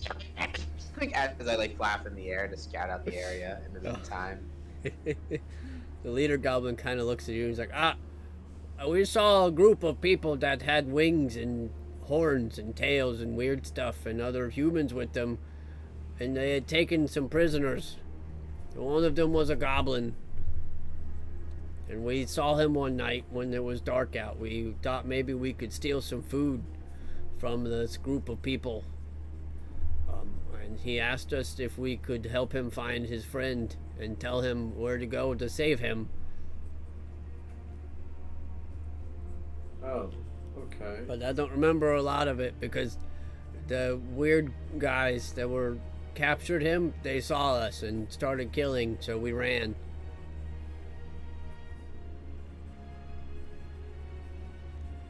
But he said his friend was a dragonborn and he was really strong and could help him. So, basically you only know a direction. Yep. He said he lives to the south somewhere. He might already be headed here, I don't know.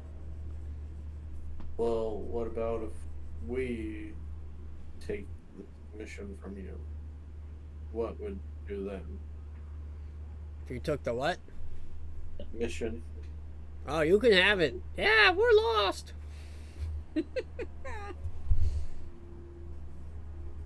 Are you gonna be able to get back home? I don't know. We'll make a new one. Yeah, that.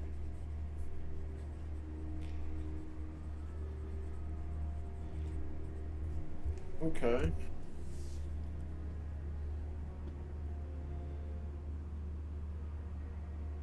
Well, good luck to you. Thanks. Thank you. I think. Oh, yeah, that's right. He said his Dragonborn friend was wearing a. I forget what it's called. A dress? Or a skirt? Something like that. Oh, okay.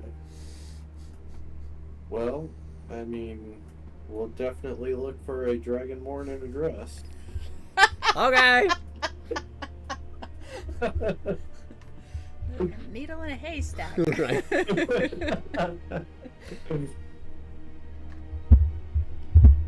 Alright, good luck. Yeah, you too. I'm gonna take off again. Okay. It's mid-morning, right? Yep. Getting into the afternoon. You guys traveled for a couple hours already. So while this conversation has gone on, Calliope has been off by herself, and as you turn to like take off Zanzidar, she's got these like equivalent of chemical lab goggles on, and she's holding a bone saw, and she's just humming to herself as she's trying to remove some of these spikes from these sandworms. I would like to harvest a couple of their spines if that's Sure. possible. Make a Oh god. survival or nature check. I'll try nature. 24. Okay. Yeah, you get a handful. Probably 5 or 6 that are pretty good. Will they fit in a bag of holding? Yeah, they're Okay. not super huge. Okay. I got some sandworm spines. One moment. Sounds good. That's it. Calliope, you Puts see her kid away. you see one little goblin kind of walks up next to you and taps you on the shoulder. Excuse me, lady. Yes? Are you done with these? Done with what? The worm bodies? Almost. I just wanted these here. And she'll point to her spines. Oh, you're gonna leave all the meat? Oh, well, I figured you all might Oh, want it. guys, it's ours. We can have them. All right, dinner's served. You see a bunch of little goblins just start running over to the bodies and like pulling them and dragging them. All right, see you later.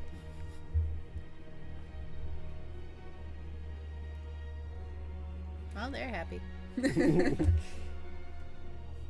All right, I'm ready. Alright, let's go.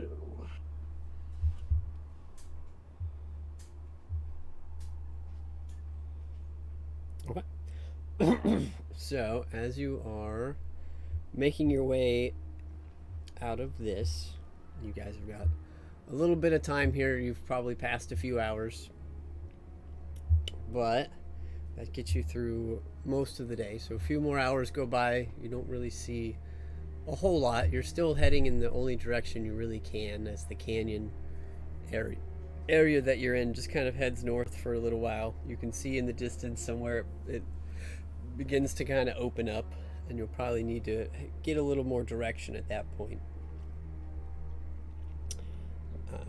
But if you would like to roll one more d20 for me for today. D20. D20. Also, I just want to clarify, Vink is going to be reading along these travel times. Yep. I don't know how long it was for the first encounter with the goblins, so I don't know how long it has been for that. Yep, so you had about 2 hours before the goblins, and now you got another 3 or 4 hours here in the afternoon. At some point. So around like 5 or 6 in total for the day. Okay. Yep. At some point, Calliope would have leaned over to Zanzidar and said something along the lines of, if you had told me that the most bookish one of you was the gnome, I wouldn't have believed you before today. You just see Bink like lick his finger and just like flip the pages as you say that. I love it. I mean, he's really not, but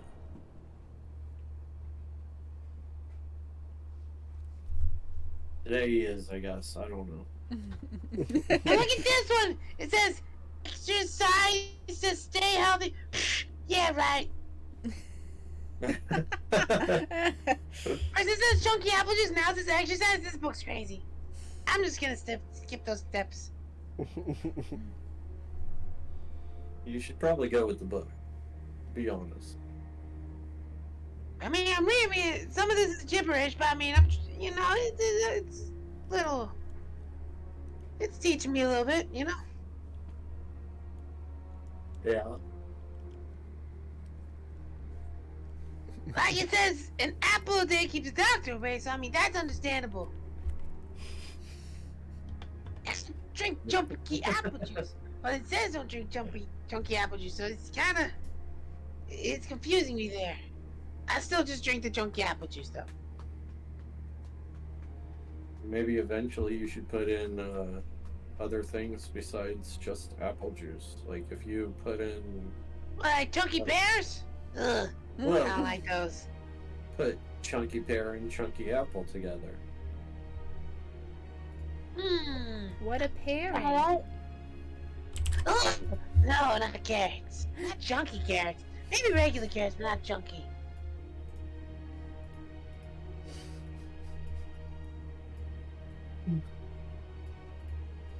This is our conversation for the whole trip, guys. Right.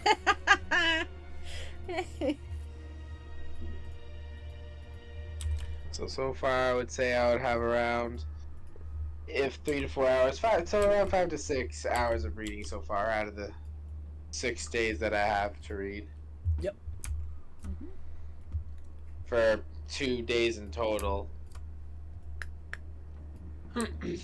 Nothing on the horizon that we can see. So Roll far. a d10 for me.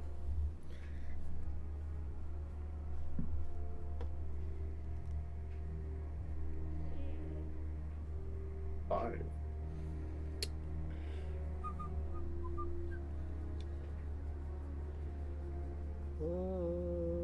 Okay. Give me just a second. I gotta go grab a different book. Okay. Gosh dang it.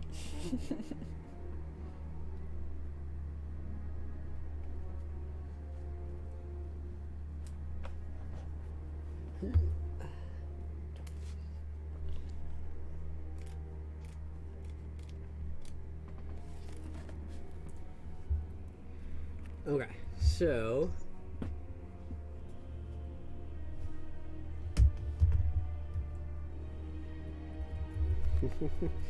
I like this description. So as you guys are starting to make it to where the canyon kind of opens up, you start to see some dunes.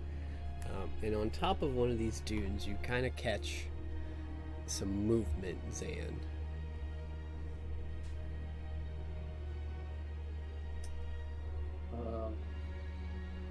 Okay, we should slow down. Saw something over there on those dunes.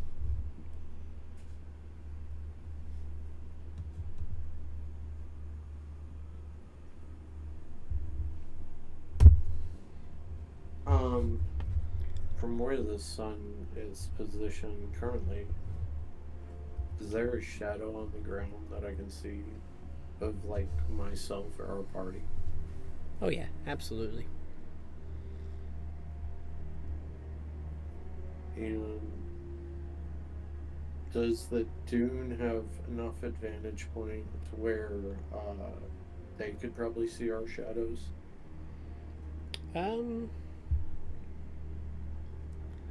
Probably. You're not sure what they are or if they're paying attention. You just see some movement on it.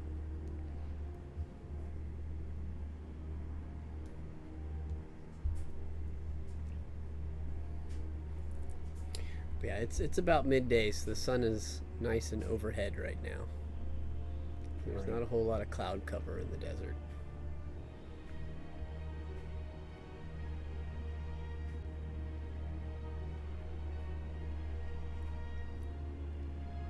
Yeah, makes sneaking up on things terrible. No kidding.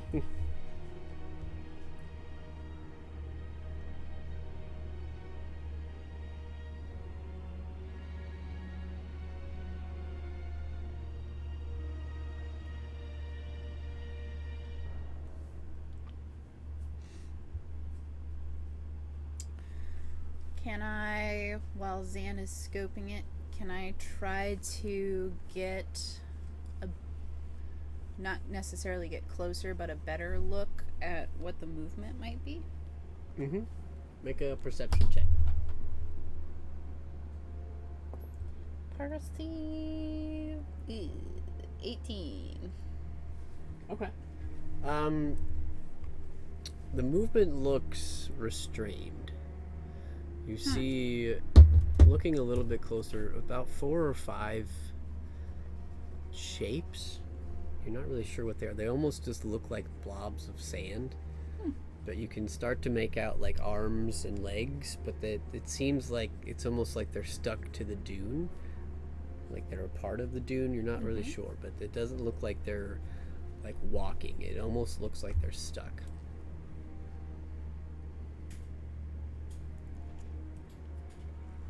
Interesting. Is sand sticky, Zanzidar? I wouldn't describe sand as being sticky. Do you know what Uh, might cause someone to get stuck to sand? Well, there's always like quicksand, Ooh, now that does sound interesting. and there's sinkholes and other things like that. So far, this is proving to be much more exciting than the Mirror of Dead Men, which is interesting considering their names.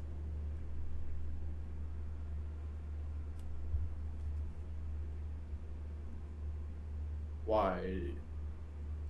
Well, the is Mirror. there- Sorry. Go ahead. Well, the Mirror of Dead Men. You'd think there'd be lots of dead men, but we really only saw one, and while he was interesting, he was just one guy. So it'd be more like the Mirror of Dead Man. Out here, it's just desert, which sounds like dessert without all the S's. And so far, it's been very interesting and exciting, with many dead bodies. Yeah, but what about the sticky sand? Why were you asking? Oh, yes. Well, it looks like whatever that movement is down there is stuck to the sand. Oh. Okay. Well, if it looks like that's the movement, then we probably should fly over instead of landing. Just don't want to deal with quicksand today. I mean, I suppose. I think I'd like to put it on my bucket list, though. Not necessarily something to do today, but someday that'd be fun. Well, I'm sure we're gonna be out in the desert enough. Probably get to experience it at one point. You promise? No. Oh, fine. In this line of work, even if I promise something, doesn't mean it's gonna happen. Now you sound like my dad. Yeah, he was probably pretty wise.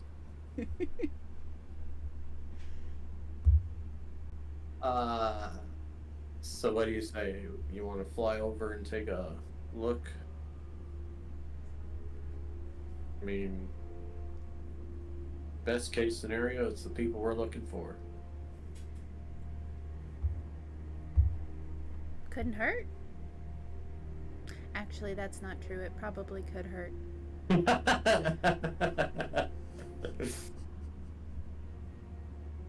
Alright, we'll fly over and take a look then. Okay.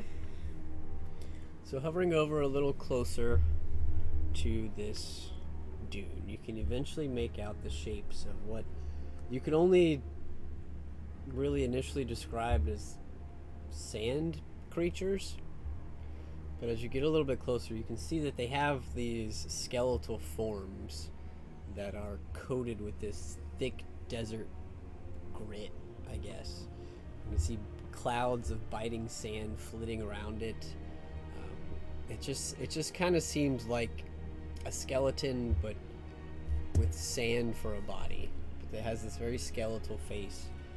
And you can see that the 5 of them are currently like pulling their legs and arms, trying to, it almost looks like they're trying to pull them out of this dune that they're standing on. But they kind of turn to you. And does anybody speak Abyssal? I think I do, and I also have that thing where I can understand. I do speak Abyssal, and I also have the tongue of the sun and moon. So. Okay. As you do, these creatures turn and look at you. Get us out of here!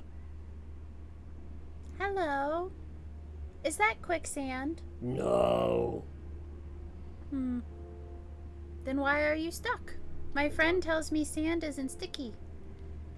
We don't know.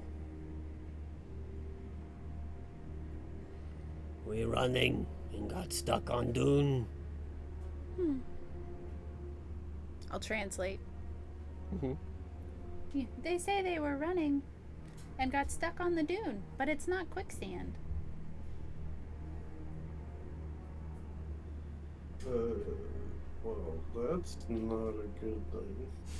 It's not quicksand. No. More importantly, though, are they now your friends? Usually we don't help skeletons. Oh. What are you guys? Are you friendly skeletons? Let me see. Sorry for introducing questions that no one should be asking. Are they good? Are they nice? Let's see. Good question. No Are idea. you a Let's check. Capricorn? I'm trying to read. Give me a second.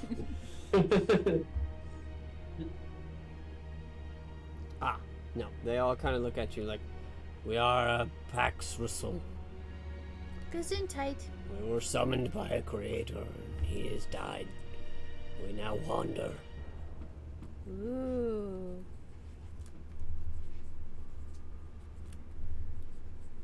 They say that someone made them and then that person died. Wait, so you were never living human people? Long ago, my soul was pulled from hell and put into this body. Rock and roll. That's so metal. They say that they're from hell. But it's been a minute. You know, that was several addresses ago. Oh, Hmm. okay.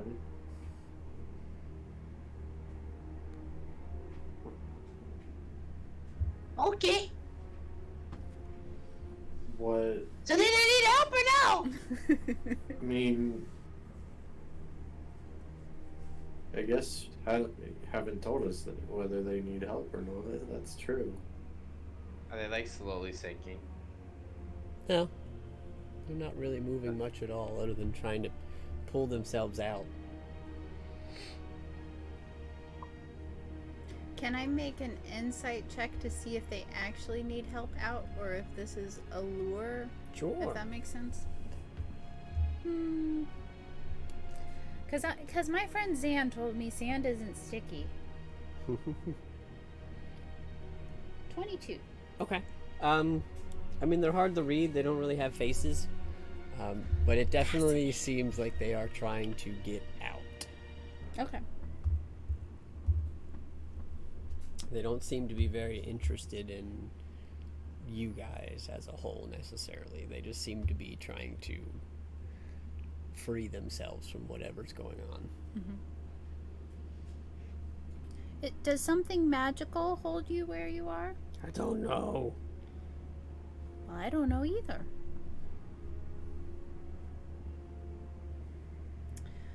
They seem to really want out. Ask them if they'll die if we don't get them out of there. Ooh, that's a great question. If we don't let you out, Will you die? We don't die in this form. Must be killed. They say they don't die. They have to be killed. Which kind of seems contradictory, but I think I know what they mean. Abyssal is a tricky language.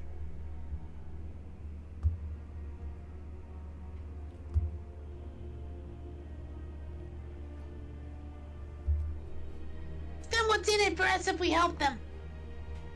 Yeah, good question, Bink. Thank you, thank you. All right. What's in it for us if we help you? What do you need? I don't know. Have you seen a dragonborn in a skirt? Or dress? We have seen Dragonborn. In look a at skirt? Or Zanzibar. just this guy? Right? Look straight at Zanzibar. It was a kilt.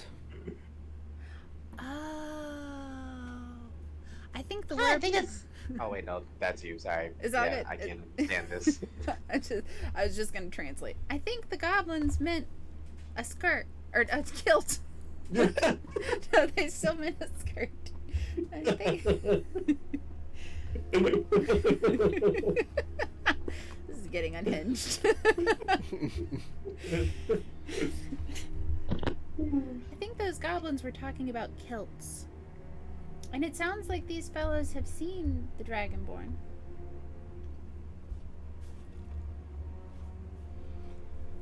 Oh, okay. We need Aiden to be here. Yeah, we really need Aiden. We need Aiden to be like, no, don't let the zombies go. That Dragonborn is why we are running. Oh, really? Wait, was the Dragonborn chasing you? I'm not even in the conversation. It's okay. can't speak to this one. We can continue to have Callie translate, or we can just whatever ping pong you guys want to send. Assume she's translated it in her creepy way. He didn't chase very far. He was more preoccupied with our master. It's not because he's slow. I don't know. Oh. We ran. So far away.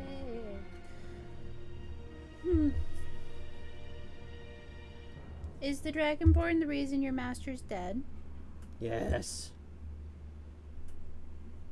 Did your master have a goblin held captive? No. Oh. That's what the Dragonborn asked, if we had his goblin. My master said no. Then he asked why he had dead people with him, and he said he's a necromancer. Oh, great. Oh. Calliope looks devastated. I was so close to meeting a necromancer in real life, and he's already dead. That's okay, our master worked for another. He's to the north. Ooh. Does he have the goblin? Yes. Okay. We'll get there.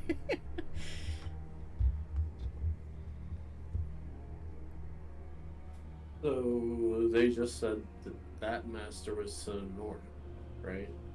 Yep. Yes. Which makes sense if the goblins were being sent south to Right. find the Dragonborn in a skirt. So I think they just tipped their hat, per se. Yeah.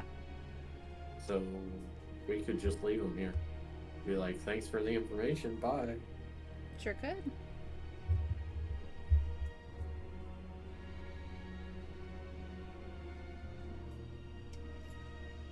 Hey, Kelly, Yes. since they're stuck, I dare you to rip one of their limbs off.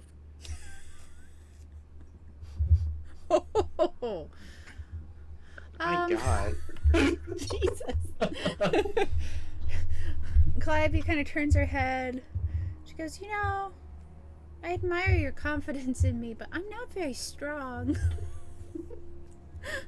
I could try cutting one off. I'm just saying. You usually collect the dead skeletons. There are some live skeletons here. Yes, but see, the trouble with live skeletons is when you hang them up for decoration, they tend to run away.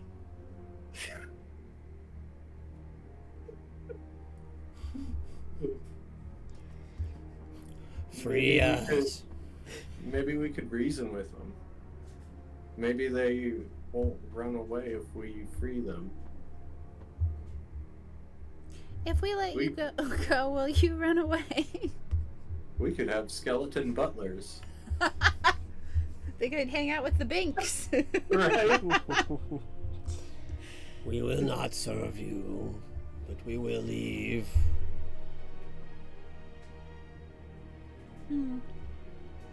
They say they don't want to serve us. Well, that You see what I sucks. mean? It gets fickle when you have still living undead things. Yeah. Much easier to deal with them when they're dead.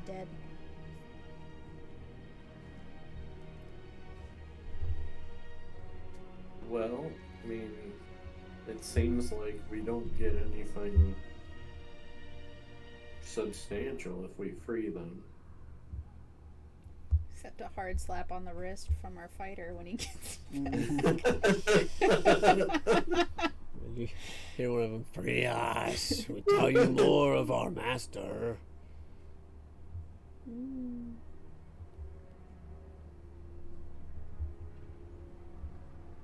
Can they telepathically communicate with their master? Before your master died, could you telepathically communicate with him? No. No. He didn't install that feature.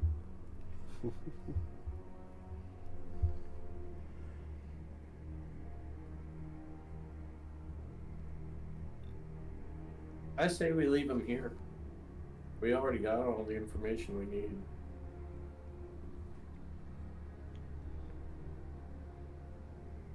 Fair enough. Sorry, Okay. fellas. Good luck to you. It was nice chatting.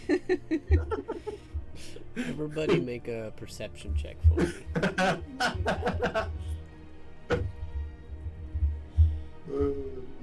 was too 24. fun. Ooh, natty 1. Oof. Who's doing perception? Everybody. Calliope's still contemplating whether or not she could rip his arm off.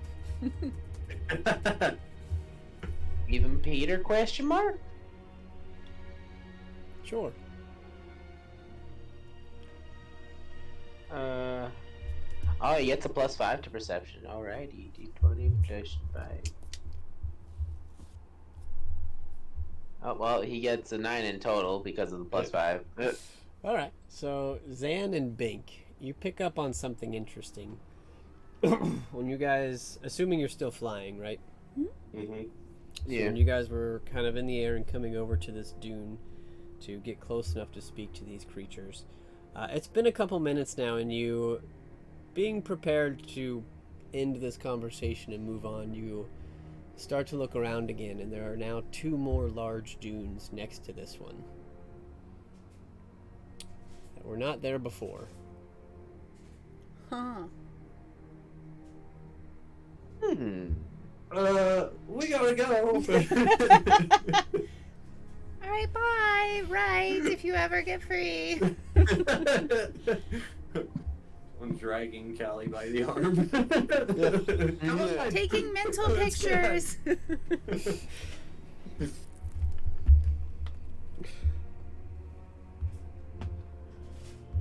Alright, so you guys take off. Yeah. Okay. Well, we've got a couple more hours to play with before you make it to nighttime, but you don't really encounter much else. If there's anything you guys would like to do while traveling on this day.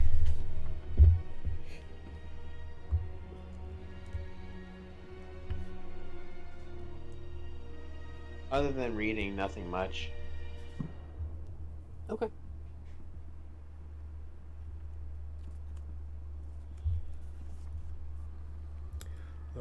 So then, how about for the evening? Do you have plans on how you want to camp, what you want to camp, anything you'd like to do before bed?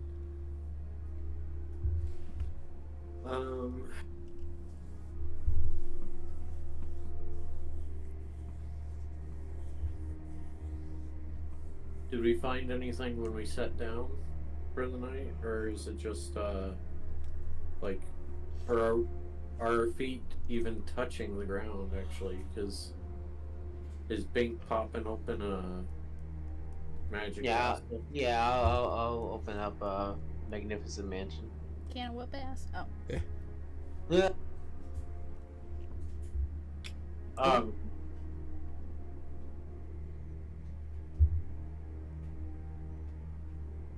Maybe we should practice, like, well, I mean, obviously I don't need the practice, but maybe you two should practice, aerial combat. In case, we can't touch the sand. Is there a reason we wouldn't be able to? Besides moving dunes and quicksand and sinkholes. No reason. I suppose you have a point. Yeah,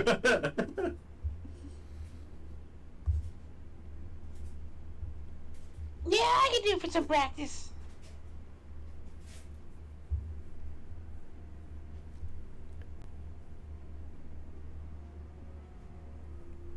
Do I get to All hit the things? magic within here, right, is not subject to wonky stuff.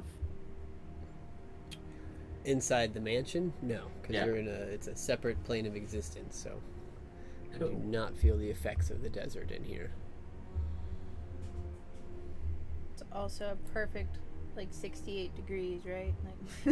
Like no more heat. You just feel air conditioned. Right. It just feels like an air conditioner is blowing around you. Ah. So it feels nice.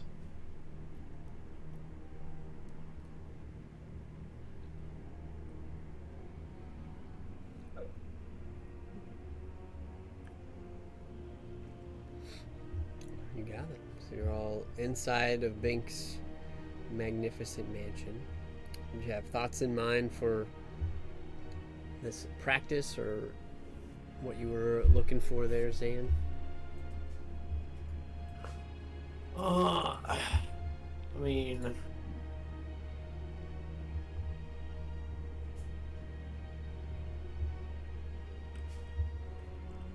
yeah, kinda. Mhm.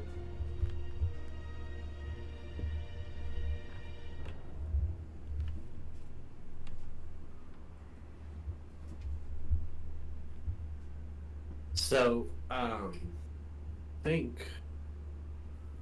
What's up? See, I'm not sure how to do the wonky stuff. I mean, maybe.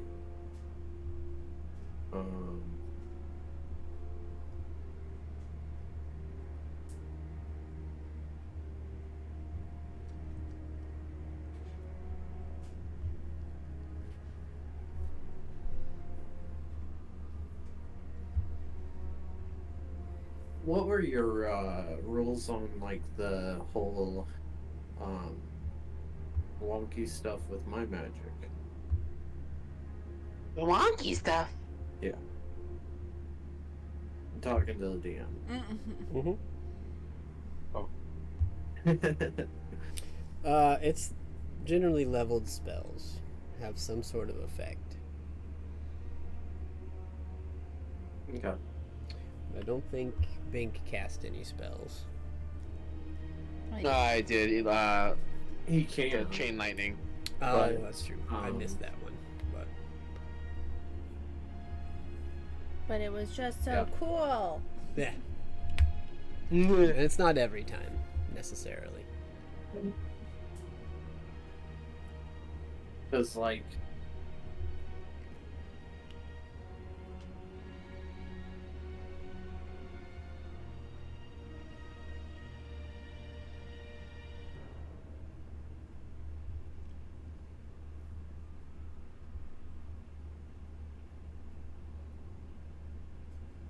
if you guys were to duel in the air in Bink's castle, and Bink throws out a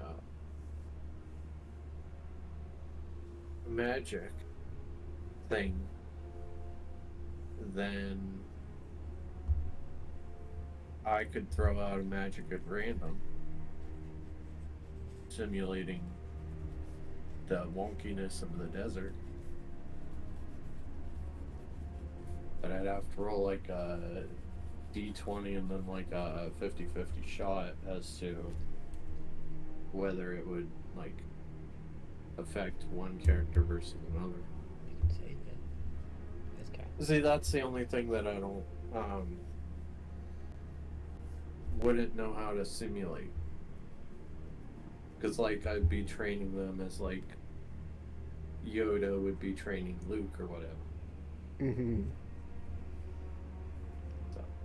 Yeah, it's also interesting because you haven't really experienced it a whole lot, and you didn't really have this type of magical prowess the last time you were here, so you don't have a lot of experience with it yet. So far you've had a spell redirected and a spell stutter, which I don't know that any of those are really super easy to replicate against somebody else. Right. We also don't know how it'll impact. You know, we could simulate it for Bink's sake, but Callie doesn't cast spells. True. I mean, she casts exactly one spell. She has one Cure Wounds. Because I wanted Winks. So. So let's just make the ground rules then no spell. Since we don't know exactly what's going on.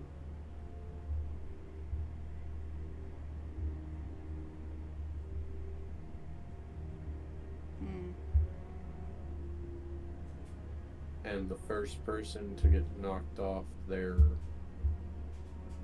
riding vehicle per se loses.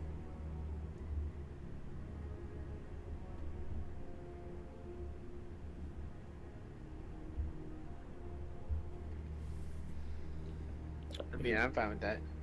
I mean, that's up to the players if they really want to go through the PvP like that. I won't force you guys. You could also just roll. You could also go outside and cast some spells. Yeah, I mean, the spell can still be up, and you can go inside if you want. I mean, we could just test it outside if anything.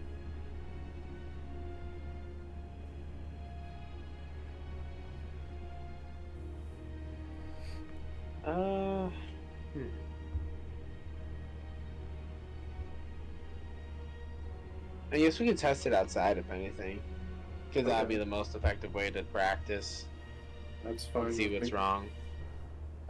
If we're gonna test stuff outside, then like, I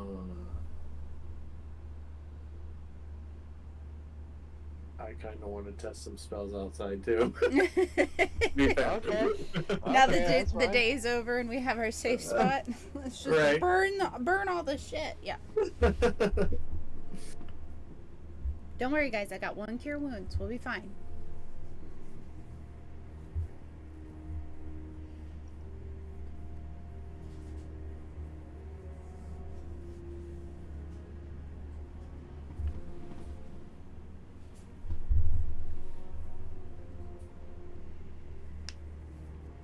So is the plan...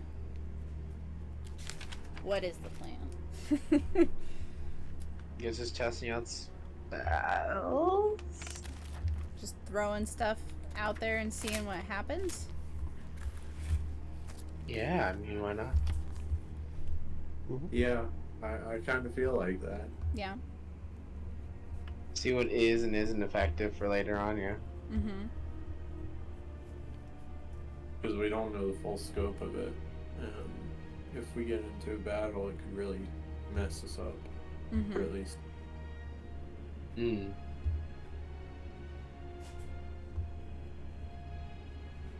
So, how do you want to do it? Do you want to do a 3-way, or do you want to do me versus Bink? Because we're gonna have targets for the spells, unless we're just shooting them at rocks.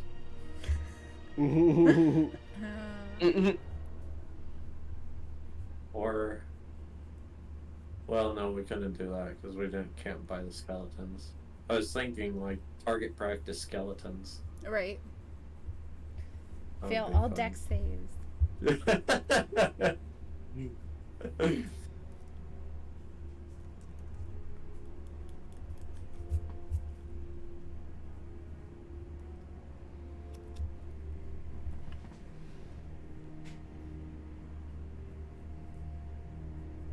Yeah, I'm up for just versing whoever, you know.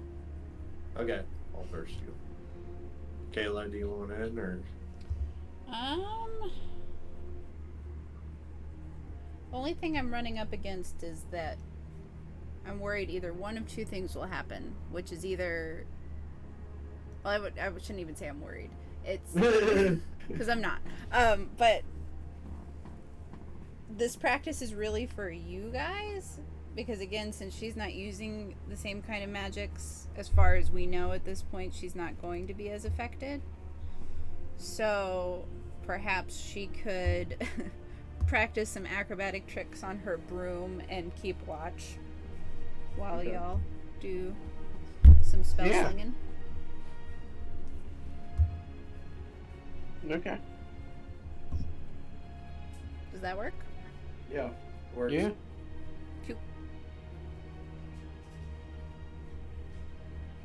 For if we attract attention. Right. Set off too many thunder waves. Hey guys.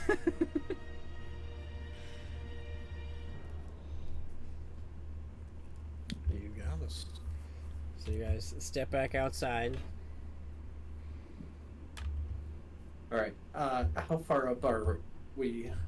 Like, how far up did you put the doorway? This is slightly the one good thing about not traveling with Aiden, because he's the only one who doesn't have a way to fly. Yeah. That might bite us when he's back. Don't worry, you can ride on my broom with me. Problem solved.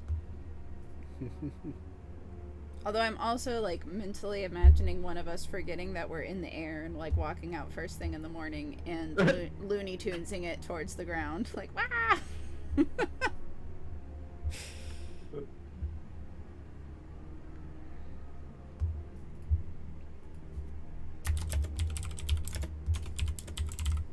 So 90 feet, 120 feet, 150 feet, 200 feet. How far up are we? That's up to Bank. Where did you want to place the door, bro? Right next to us, I guess. Off to the side. Yeah. Is it on the ground, or did you want to? Are you placing it like floating up in the air somewhere? So it's gonna be placed to like, it's where the map. So our map is accurate as it is, right? Like where I'm looking on your screen. This is basically where you guys are. So like off to the side, but I can make it invisible whenever I want. So it's inaccessible and invisible to anyone, you know, besides us. Cool.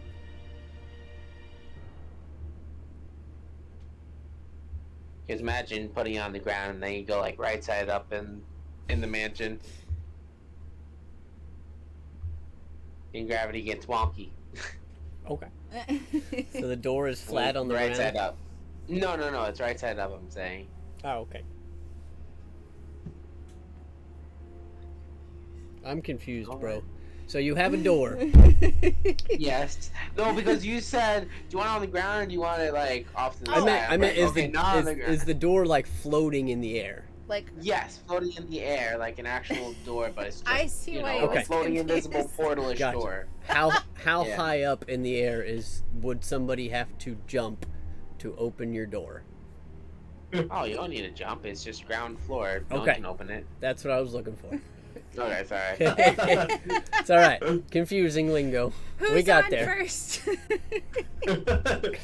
So it's a ground level door. Okay.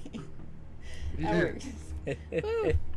That's too funny. I know exactly what Xavier was picturing, and I 100% understand why he was confused. You got a door. This is the danger of theater of the mind, really. Right.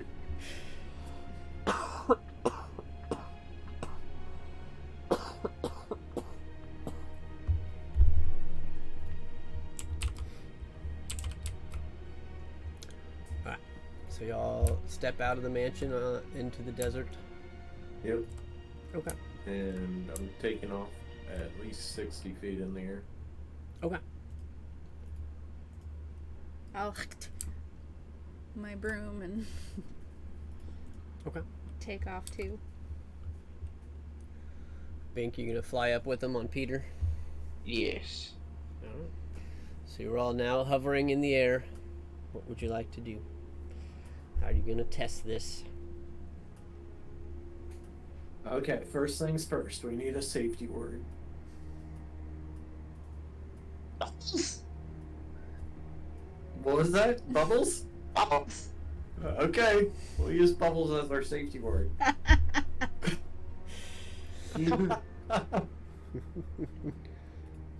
What could go wrong? Do you What want a can different go word? wrong? Do you want a different word for danger sighted, or should I also use bubbles?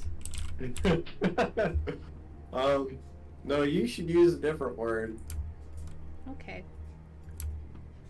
Esophagus. Okay.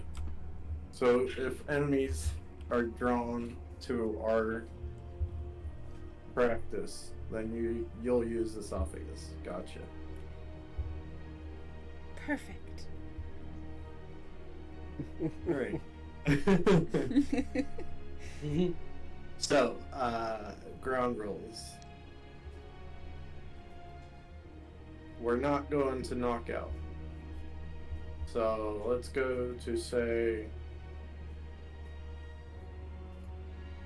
quarter health. And How no face much? shot. What? We're going to what? A quarter of the health Oh, that yeah. you currently have.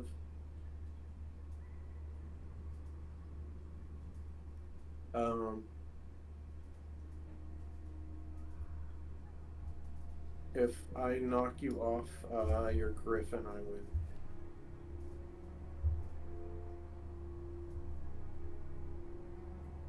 Oh, yeah. Do you want to go first, or do you want me?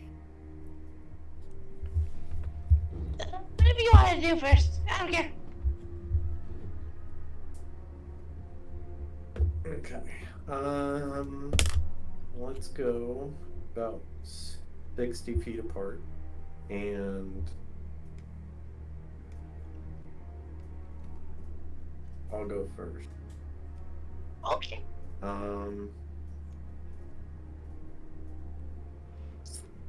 Going to cast Bless on the both of us. Cool. Boom. Take that. That's my action. Bonus action. Let me just double check. Yeah, I'm gonna do that.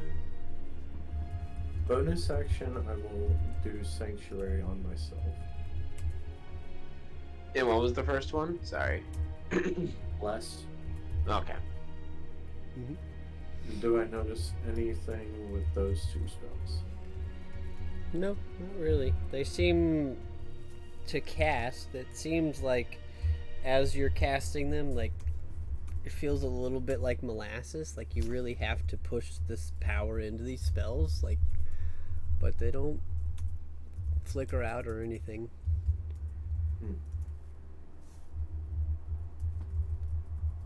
Those two seem to be good. Your turn.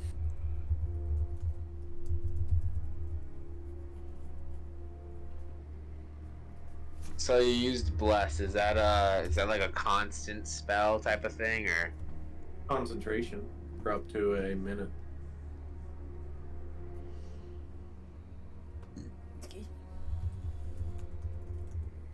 It's a D4 added to your attack rolls and saving throws. Is that what you were asking? Because I must What level was it? Interpreted it first.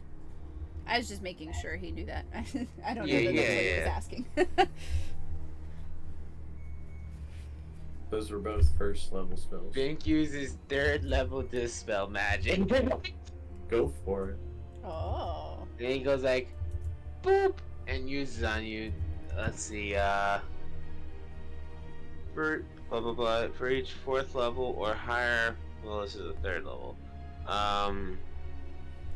Let's see. The DC equals 10 plus the spell's level. On a successful check, the spell ends.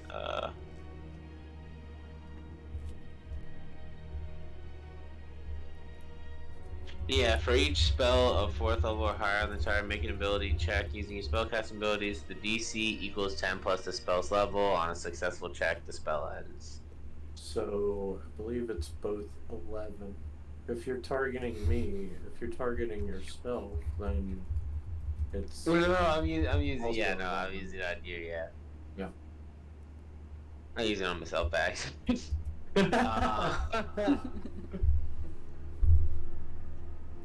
I'm bad with this when it words it like that. So how much am I doing to buy? Wait. I believe Any you have spell- to roll twice for each spell on the. Oh wait. Okay. Choose one creature, object, or magical effect within the range. Any spell 3rd level or lower. Okay, I did not read that part. That was my fault. Okay. Any spell of 3rd level or lower on the target ends. For each spell of 4th level or higher on the target, must make an ability check using. Okay. So you Gotcha. had So below. it's Yeah. just Okay. So it ten. automatically ends Yeah. since it's 3rd or lower. Yeah. Okay. So boop. Okay. Alrighty. And then Peter's gonna go attack. Hey, that gets me closer. He's like, and then he goes in for his beak attack with 9 to hit. Miss. Then he's gonna go in for his claw attack with 17 to hit. Miss. Goddamn. When I go up against my own teammates, goddamn it. And then I'm using my Vorpal Scimitar because truthfully, it doesn't even matter. Wait, as a bonus action. Yes, it does. Yeah. Since I didn't attack with either one, okay, actually, I'm gonna use Tears Rapier. I'm gonna scratch that because I really don't want to get a crit by accident and try to attack you. That's like I actually wanted to. Oops, I accidentally beheaded my friend. We're just gonna have a mock battle. Slice his head off. So that's a 30 to hit. Yeah, that one hits. Oh my god, 12 damage. Nice. Did I end my turn? And the dispel magic did go as normal. Okay. You notice that Bink would have felt a little bit harder to cast the spell, but it still managed to go through. Gotcha. Am I noticing anything in the surrounding area while this is going on and I'm doing my flips? You can make a perception check. Sure. What am I perceiving today? 15. Oops, I rolled again. Don't Okay. ignore that one. Nothing standing out to you at the moment.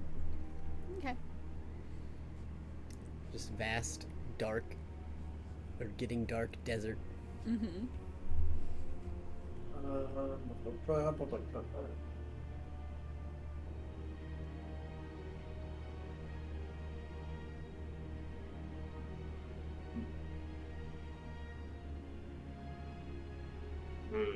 That's irritating. Can I do that?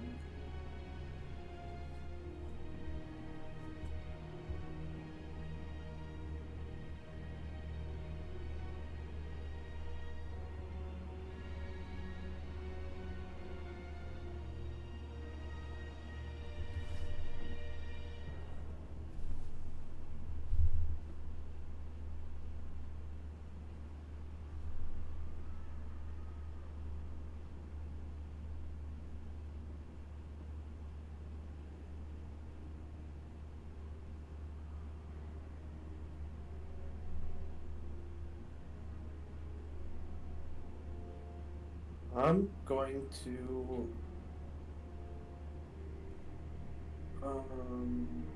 cast. No, actually, I'll go.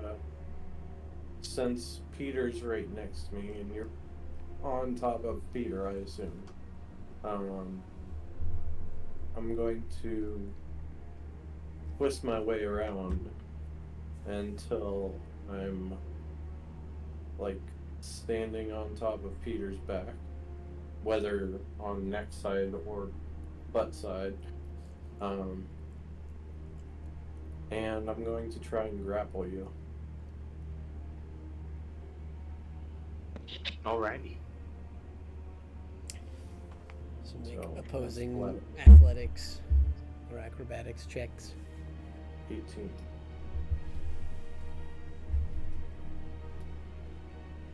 So how do I know if I got grappled? Make an athletics or acrobatics check. You're trying to beat Zan's Okay. 18.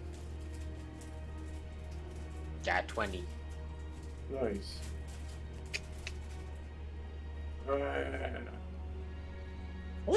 Not As I like- irritating at all. As I like contort myself to get out of his reach. You got it. So Zan, you go in to kind of grab Bink, and he just kind of ducks out of your way, unable to grab him at this point. He's a slippery little gnome.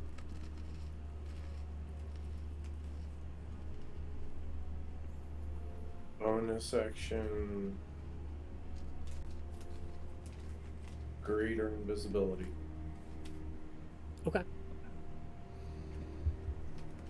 I believe that's a 4th level spell. And bloop, you go invisible. Huh. Well, that works too. You're here from nowhere. Maybe. Oh, Sorry. No, you're good.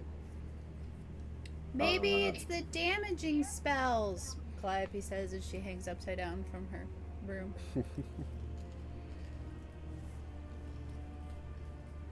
Maybe I'll try those next. Your turn.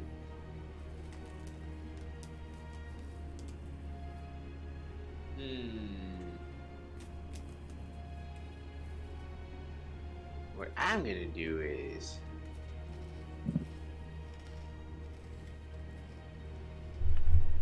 hop off of Pete. Right? Oh wait, what am I doing? I keep looking at the ground. I keep thinking we're on the ground. Right. Hop off of it.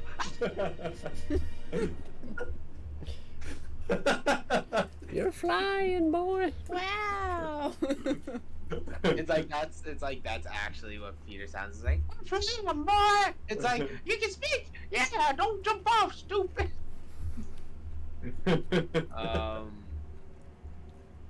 Okay, this is gonna be one of the greatest things I've thought of till now. I'm gonna use Psychic Lance, and I'm gonna shout out Zandazadar's name as it locks onto him. So I don't even know. As I lock on, as it locks straight onto him, and I launch it. Oh boy. This is 4th level. Cool. Roll a D100 for me. Ah!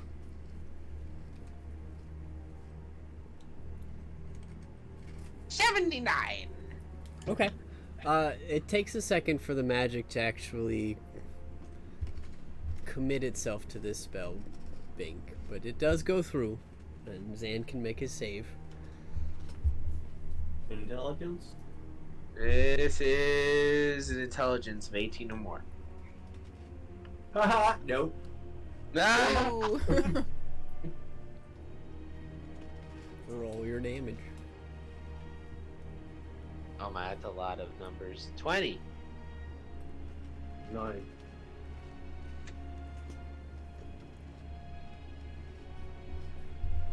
Woo! So that leave me. As it brings him out of his invisibility. I would assume so, right? Or is this greater invisibility and he's staying invisible? He's It's, greater, so he greater. Yeah. So I'm pretty sure if he gets hit, he's still good.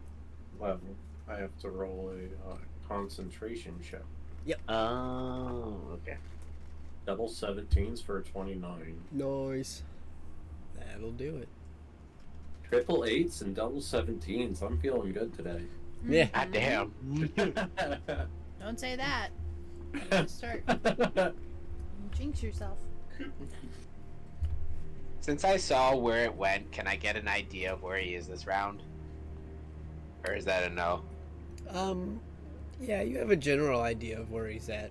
You can't No, like see him, exactly, though. but like a general kind of like direction. Yeah, you made a connection when you used your lance, so you would know which direction he is.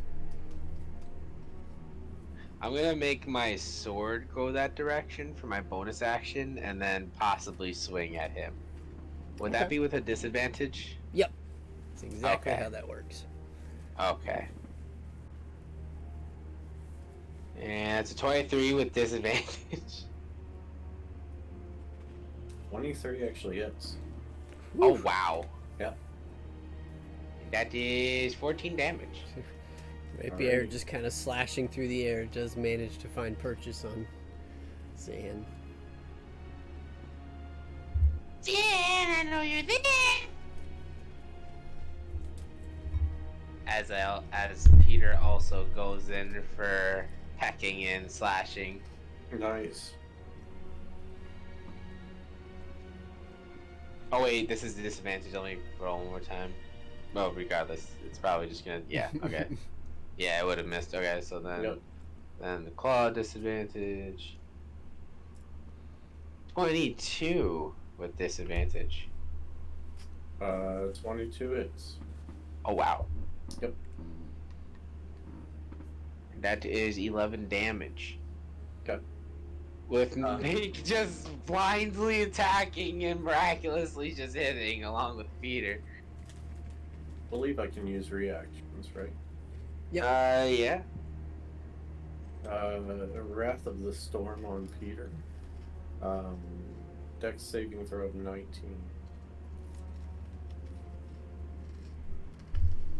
Do I do that or do you do that? You do. You Okay. roll it. And that's for Peter, not both of us, right? Correct. Okay, well, let me see his stats really quick, what he has for Dex. Peter. Dexterity, he has a +2, so...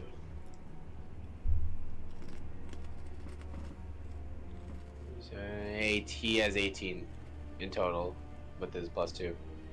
Nice. Oh, okay, so he takes full damage then. Ah! 11 lightning damage as it gets shot. No!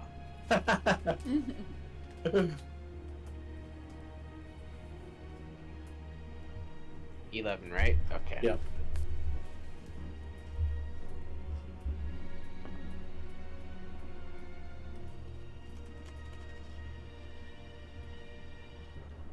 Alrighty. Any status effects he has right now or no? No. Okay. Alrighty.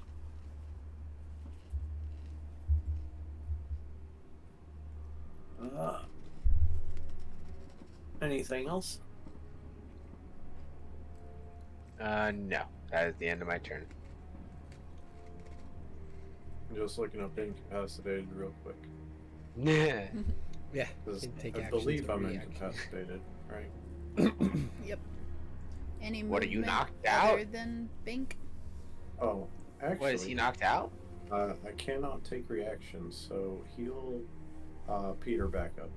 You incapacitated him, bro. I'm sorry, what? Your psychic lance incapacitated him. Oh, jeez. It succeeds so Is he rarely. falling? Is he falling? No, because he's still has things keeping him aloft, so it wouldn't make him fall. He just can't take actions or reactions. Oh, okay. He's I'm just- like, he's is too he, busy. Like, falling like Harry Potter in the Yeah. Quidditch match? No, he's too busy holding his head in pain to do anything else right now. Oh.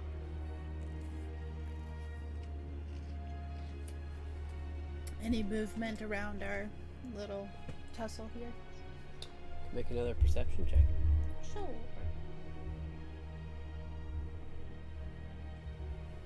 Not as good. 13. Still nothing really to note. You see a few desert animals, some wild coyotes or small creatures that kind of skitter around, but nothing Anything dead? headed towards you. Not that you can pick up. Damn. Okay.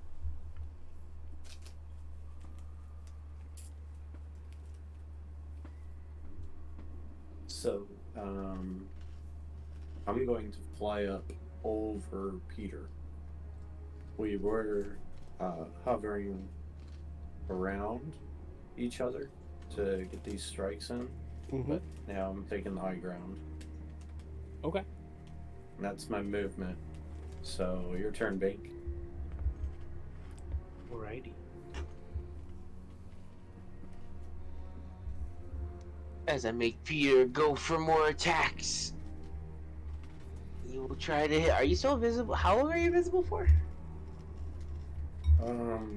Until Like I a whole drop my minute. concentration, or a minute. Okay. 20 to hit. Miss. And also 20 to hit, which is a miss. Back-to-back 20s. Back to back.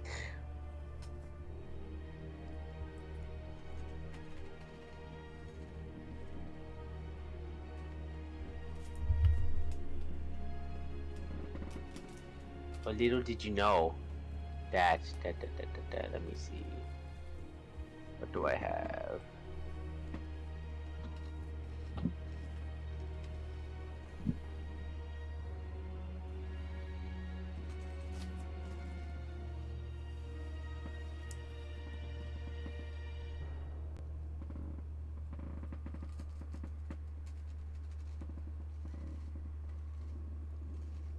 Do I still know the general area that he's in? Mm-hmm. Okay, I'm gonna use gravity sinkhole to where I Okay. last saw him. To where I last saw him attack Peter. Okay. So you're, NFL connection. So just like out of range of Peter though. So like enough to be like in his area, but enough that it's not hitting me or Peter. right, because your gravity sinkhole is an AoE. Go ahead and roll a D100 for me, please. Oh my.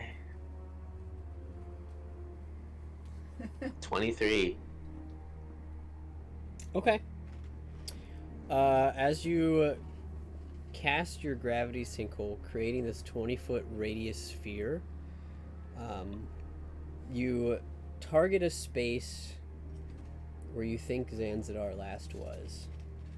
Then you feel the magic from your spell kind of get twisted as it leaves your hands. And you notice as the sinkhole opens right on top of Peter's back. Oh God. I need you and Peter to make Constitution saving throws. Let's see his con first. Peter has +3 for con, so I'll roll his first. He's got 6. He's screwed. Okay, now me. Oh God, that's even worse than the net one. Well, go ahead and roll your sinkhole damage on yourselves.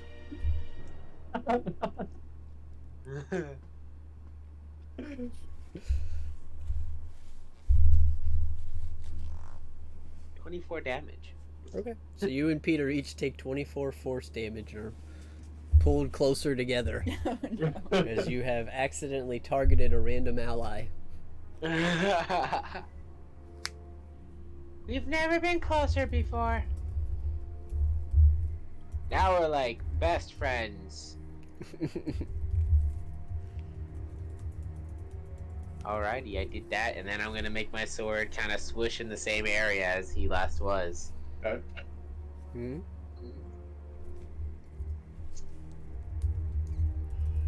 And that's a 16. Miss. Did I make Peter attack yet or no? I think you did. I Yeah, think I- Peter went I first. think yeah, both 20. Yeah, okay. And then I end my turn. Okay. So now flying up above them and just seeing that sinkhole open up right in Bink's own face. I'm gonna aim for Peter's wing, and I'm gonna pull in my wings and try and fall directly onto his wing. Okay. You can make an attack roll. Okay. I'm just gonna roll a d20 with my proficiency bonus then. Yep. Or wait. Yeah. I think that's right. So 18 plus 5 is 23. Okay. So you do manage to hit his wing. Is there something you're trying to accomplish with that? Like damage or knock him off? So I'm trying to like knock him off balance, and what I'm doing as I fall is I'm trying to concentrate on magic energy and release it. So at the point of impact, I'm casting Thunder Wave Mm-hmm. and releasing it once I hit the wing. So it's a Constitution saving throw of 21. Okay. For Peter. Yes. I need you to roll a D100 for me for Thunder Wave. Okay.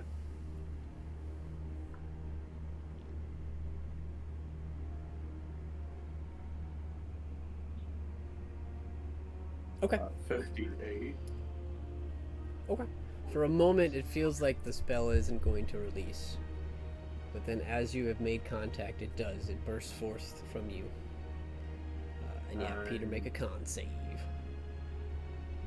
Bink also needs to make the con save, because it Okay. says each creature. Oh, This yep. plus 3. It's a 15-foot too. Or was it 2? Wait. Plus 3, so I mean, that would be a 17, then I would get.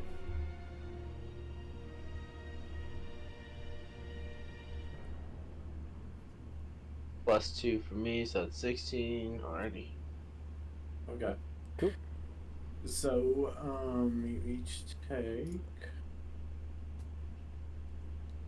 12 points of thunder damage. And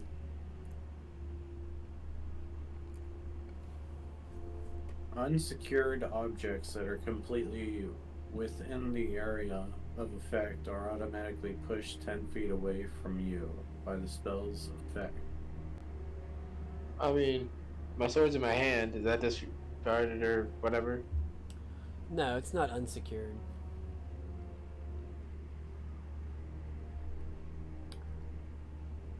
Gotcha. But yeah, Peter is pushed 10 feet. And with his wing being slapped, we'll have Peter make a dexterity saving throw. See if he can stay aloft or if you start plummeting. My dexterity, right? Yep. Okay, he gets plus 2, and that's. Oh god, that's 4 plus 6. Okay. Bink, you feel as underneath of you, Peter is knocked off balance and begins to plummet out from underneath of you.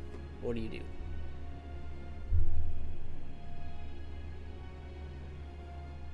Let's see what the old Binkster has. How high are we up in the air? I believe, Zan, you At said least you were like 60 60 feet. Yeah. I'm just gonna use Featherfall on myself really quick, and and Peter. Cool. So I rate descents before the end of my turn.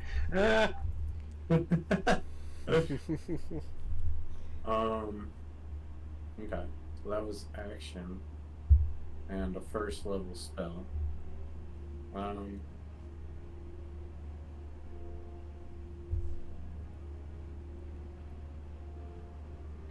How far are Bink and Peter from each other now then? There's probably like a 5-foot gap between them in this very moment. but it will start to So- spread during his Yeah. turn. Don't know if I have the knowledge, but could I make an educated guess as to whether Bink could recover from that? I mean, you've seen him do it before. Okay.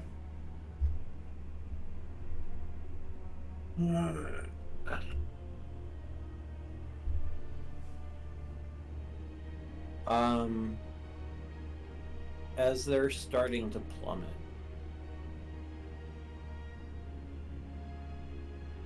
I'm gonna look at my spells because I can only do a spell as bonus action. So,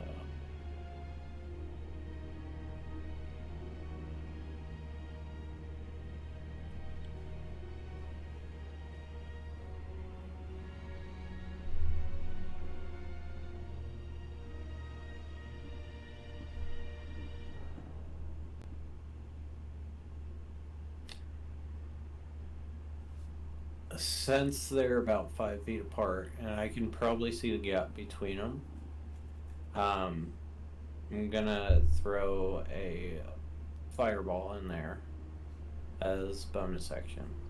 Try Okay. and widen the gap between the two. Cool. Roll a D100. Okay.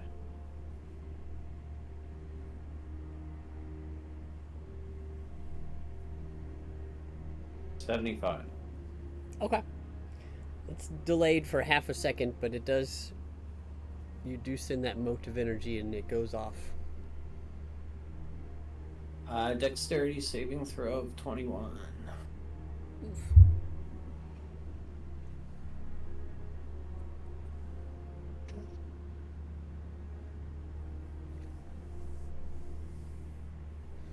That's Bink and Peter, because it's a whole area, so.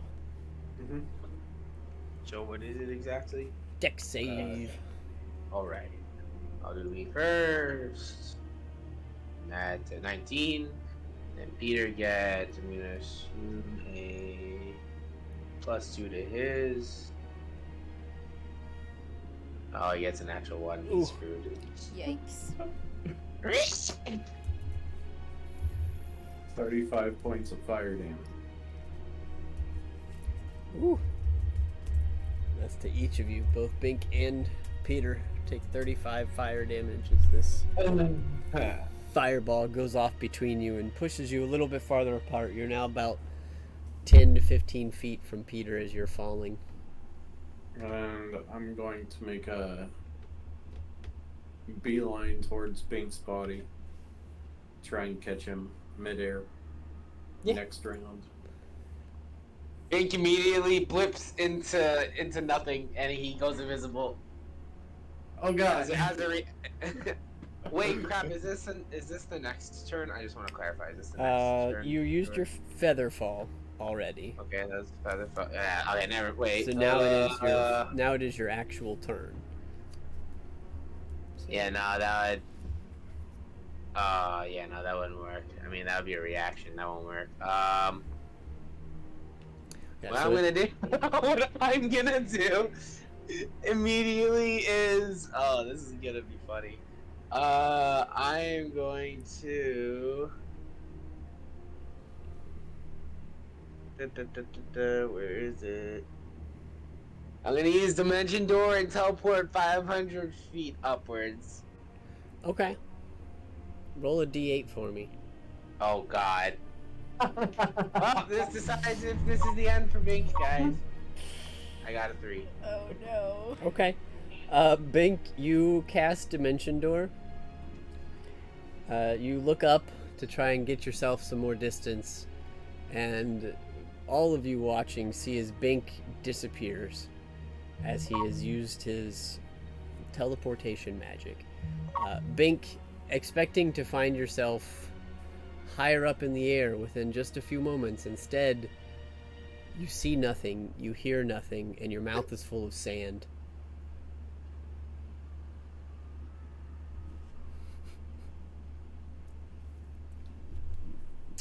You have currently Where are you? you have currently buried yourself. Shit.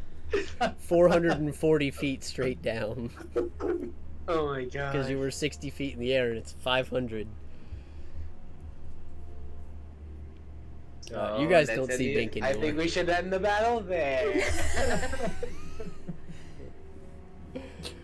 You Where'd guys, the small one go? yeah, you guys just don't see Bink. He's just gone.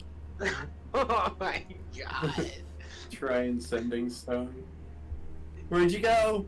I So don't is see Blink you. like instant dead? Like sand is in his Nope. whole system? You're and his body you are currently suffocating. So what's your Constitution modifier? Can I just like in my brain really quickly say, "Not in that some dirt"? Yes. Okay, so what do I need to do? What's your Constitution modifier? It is 14, so I have +2. You got +2. Well, you got 2 minutes until you start suffocating.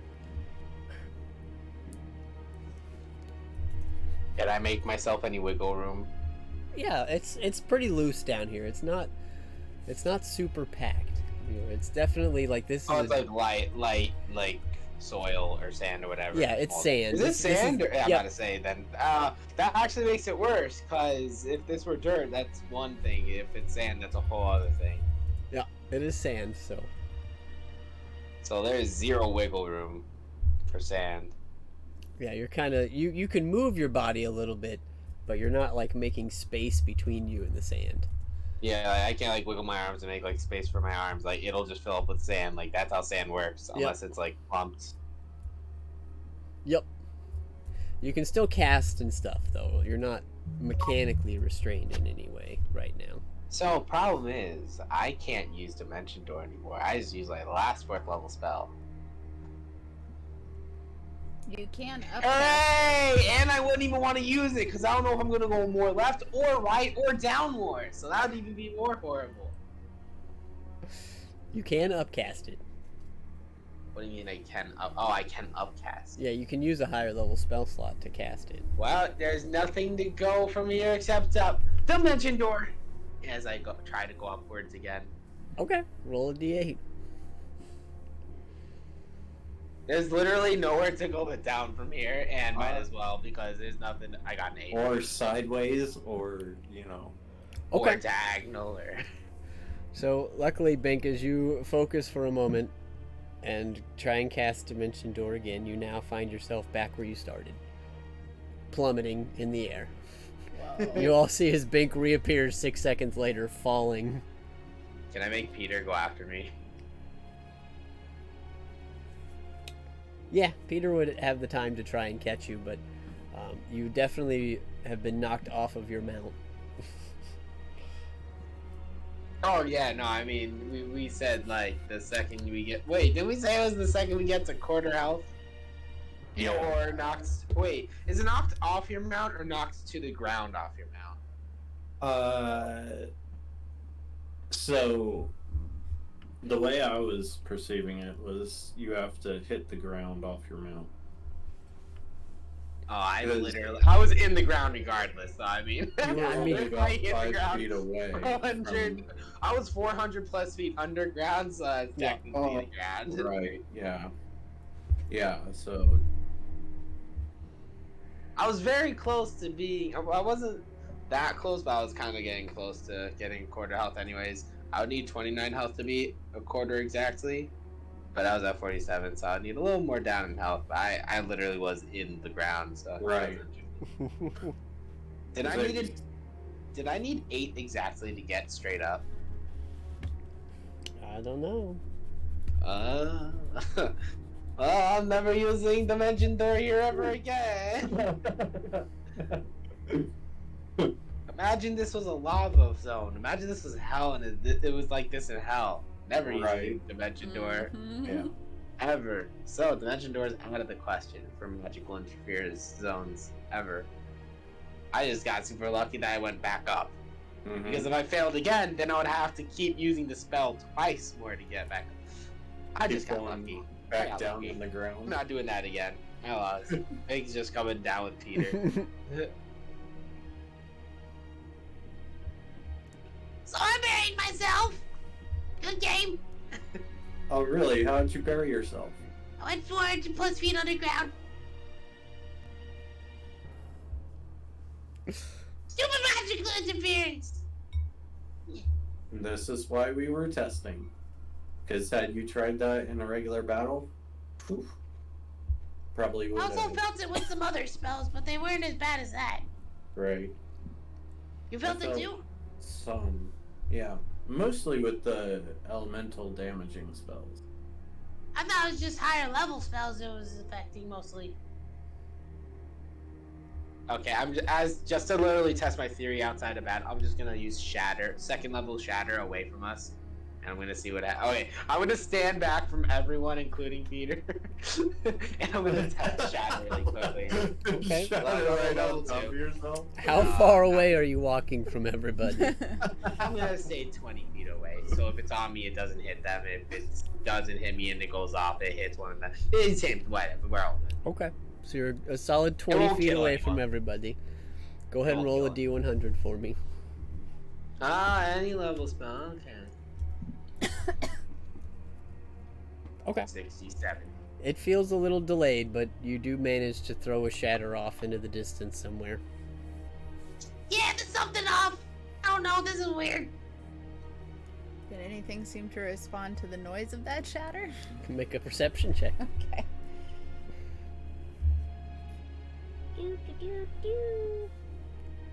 12. We're just going downhill.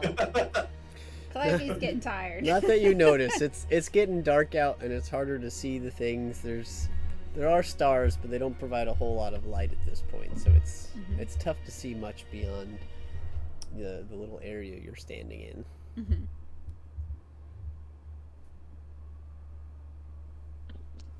Above table, did anyone try healing magic yet? Oh, I have not. I should try that then. I'll cast Cure Wounds on Bing. We'll do it at 4th level. Okay. Roll a D100 for me. Oh boy.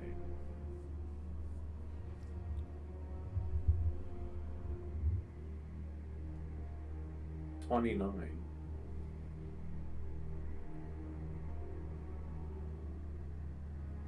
Okay.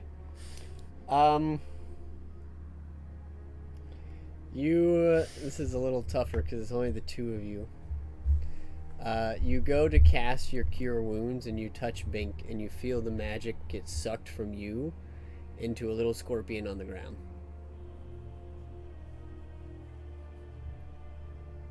Not you. And I will step on the scorpion. Yeah.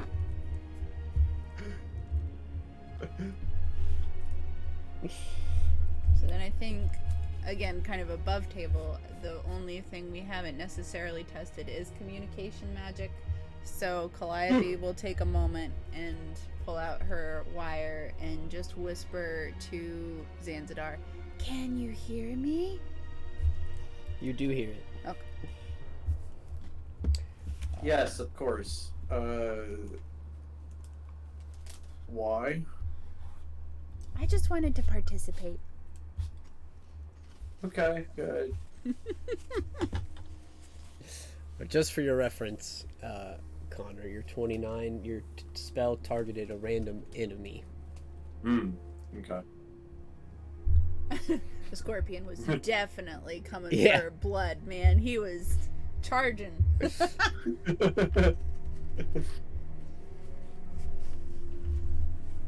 Alright. Well, at least we know have a better idea of what's affected and what's not.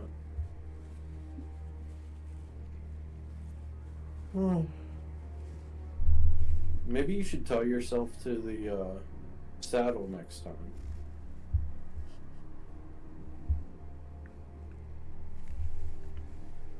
Mink. What was that? Maybe you should tie yourself to your saddle. I don't know. I'm just gonna go inside the mansion. I'm just gonna. Peter's just gonna like slowly make his way towards the entrance. Hit the showers. Hit the showers, call it a day as we enter in. You got it.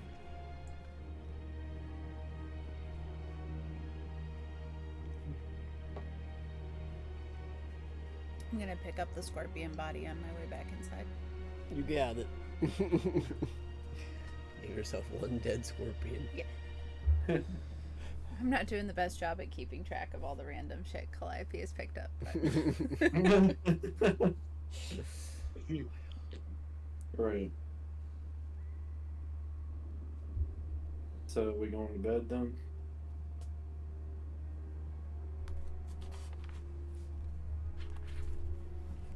I think so. Okay. Unless there was anything else we wanted to do tonight. Yeah, nothing much. Alright. Well, as you guys head off to sleep, it's a very restful night with all of Bink's image servants taking care of food and preparations and all of that stuff. Your night goes by pretty well. You wake up feeling refreshed the next day, so you can all hit long rest. Yay. You've made it to the next morning.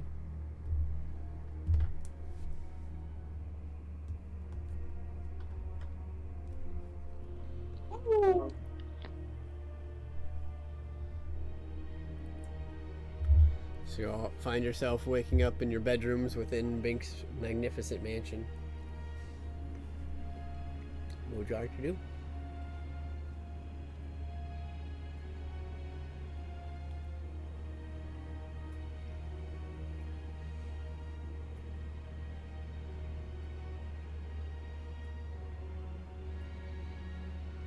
I don't know. Go to breakfast, I guess. Have the army of Bink serve us bacon, eggs, and chunky apple juice. You got it. You make your way downstairs to a nicely adorned table. And kind As of you an see, eating like, area. 10 Master Chef Binks, just like you just hear the crackling and sizzles of crispy bacon sizzling. You see a bunch of scrambled eggs churning and flipping and getting scrambled and then flipped into a plate. Delicious. We're all given a plate of bacon and eggs and chunky apple juice for breakfast. Feast of champions. Wait, no, it's not just that. It's, you see all this chunky apple juice and then you just see like this little small like table, like this little table filled with like water, like a jug of water and like maybe some beer and whatever. We're Well, drinking this is this just early in chunky. the morning? Okay. But And then going into the desert, no problem. What? Literally the worst place to drink in. Yeah. Heat and beer go perfectly together. What are you talking about? But then you just see like 20 other barrels filled with chunky apple juice next to these things. And then you also see all like the waiter Binks just like drinking it also. Nice. Waiter Bank. Wait, wow, that's hard to say. Waiter Binks.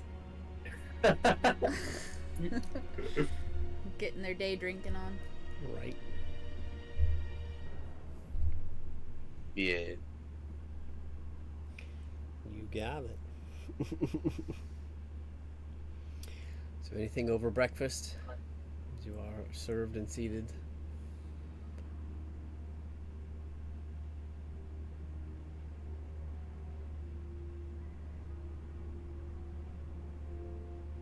Okay. Just remember, if we get into any fights today, no teleportation magic. Do you have much of that to begin with? Yes. Quite a bit. What all kinds do you have? So I can teleport other people. I can teleport myself.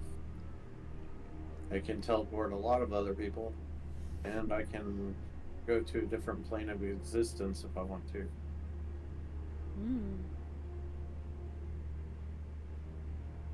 Which one's your favorite? I like teleporting other people. I I could think see he's that about you.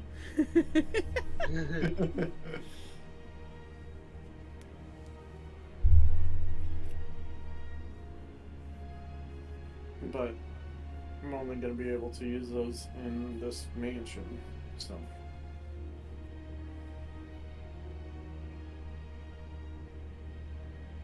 It's too bad we can't just pick this up and walk it. Yeah. I'm getting sunburnt. Like Bink's moving mansion? Yeah. Mm. Be like Sounds a like cruise ship. a Studio Ghibli ripoff. Yeah, exactly. Right.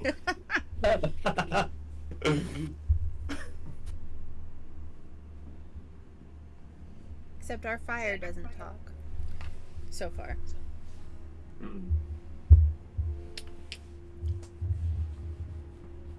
Kyle's moving castle. Meet Bink's moving mansion. That'd be great. Right. Kind of overpowered actually because it lasts for 24 hours. Yeah. Yeah. And it just stays like next to us the whole time. It's like, oh no, an enemy! Everyone retreat to the mansion. I'm starting to see why that isn't how the spell works. Yeah. An impenetrable mansion that can follow you anywhere you want, even to different planes. Quite overpowered.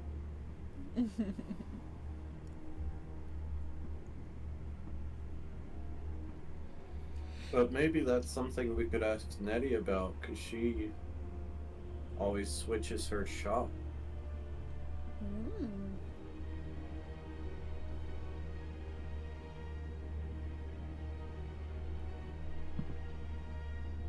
Alright, well, we're gonna have to go find this Dragonborn.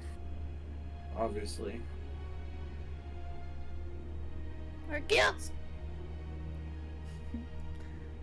Are kilts common in Dragonborn cultures, Zanzidar?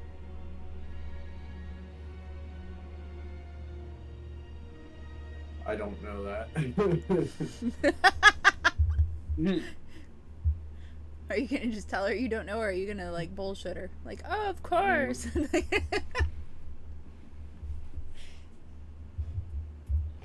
They're about as common as they are in real life.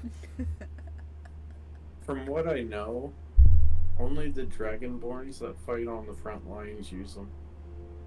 Oh, so this guy's like a soldier. Yeah, I mean, from what I know, they use it as like a surprise attack to confuse the enemy. I could see that working pretty well, yeah. In fact, I think I'd probably be very confused.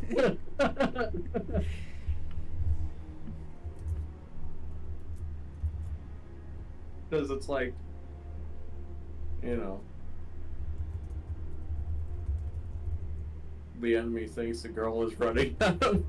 Right? Of course, I've never known orcs to differentiate between males and females as to who they attack, so I guess that wouldn't make too much sense. Maybe it just confuses the people behind the people who are fighting on the front line. That sounds confusing as is.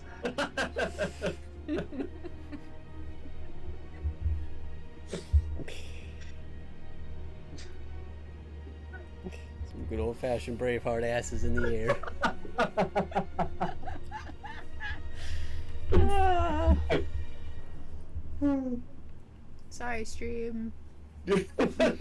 Posting weird memes in the group chat.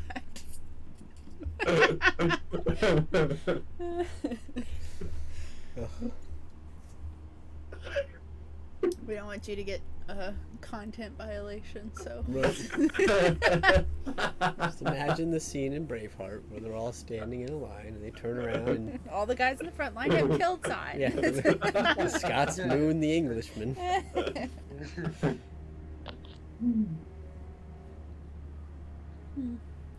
Well, are we flying again today? I think that's the safest route. Okay, I'm gonna Yeah, try to. time for me to read again. I'm gonna try to fashion a little bit of a face mask for myself, just to help with some of the wind and sun. Mm-hmm. Do some head wrapping. You got it.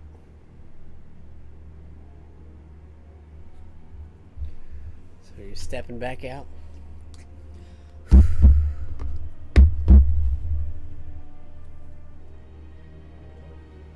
It's too bad we can't take like ice from in here. Right. So as you begin your second day of the trek, if somebody would like to roll for today, I'll do it. What am I rolling? a D20. Hot pockets. 12. Rather than that, and roll a D10.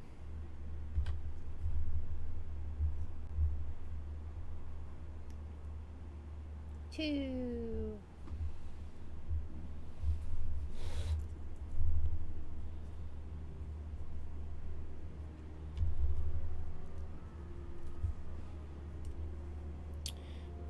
Alright, let me look something up real quick.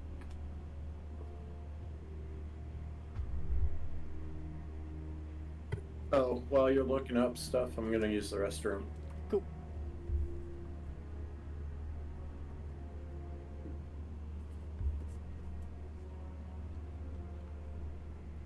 That's actually a good call.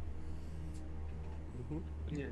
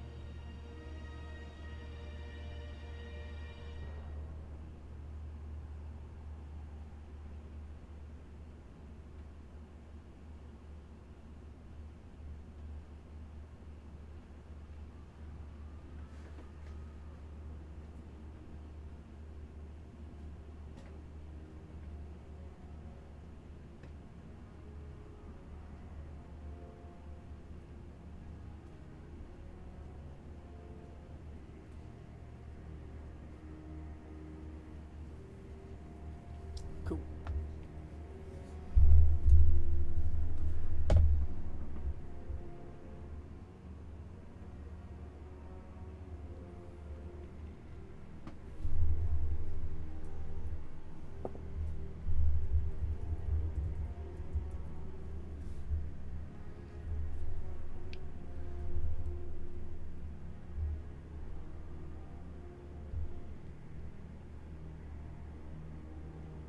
Okay, I'm back.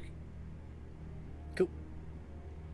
So, as you guys are traveling on this day, you spot something on the horizon in the afternoon. So, about maybe 2 hours in or so. Today it's particularly hot, particularly dry. There's little to no wind. It's leaving you parched. And you see off ahead of you, just a little ways, what appear to be long shadows on the ground. see these little, almost like small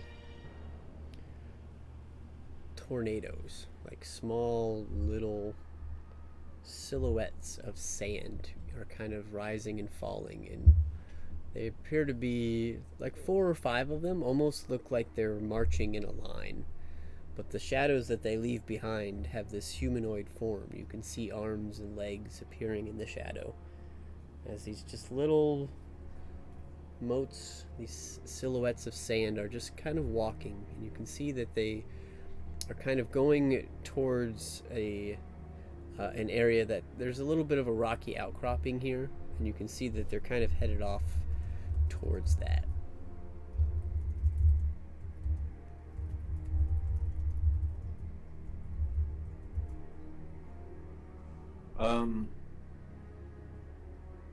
Does anything special look,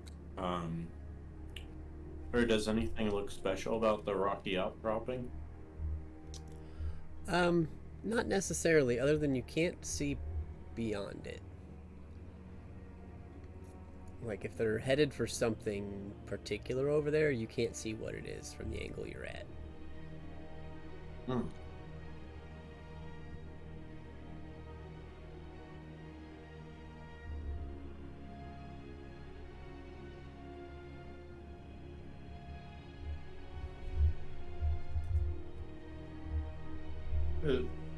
Are they going in the same direction that we were supposed to be going to find Gostier?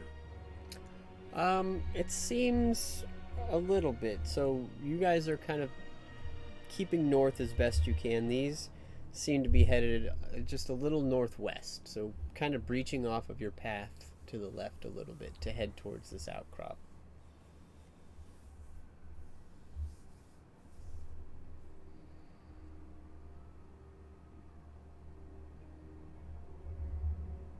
What do you guys think about that?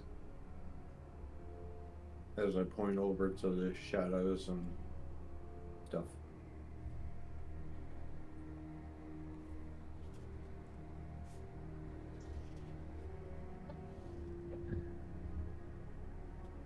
Good question. No idea. Looks suspicious. That is definite, yes. Did we check it out, or do you want to keep moving? We can check it out.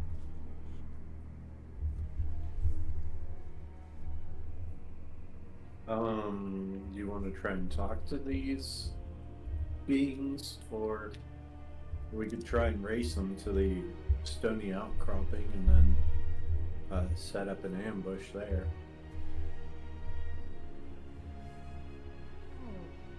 I look around and I'm like, can I? Yeah, okay. Yeah, that sounds good.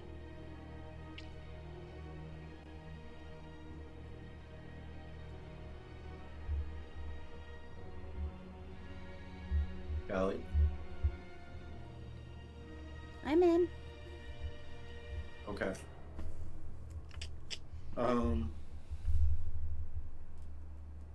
We'll double our speed and go to the stony outcropping. Okay.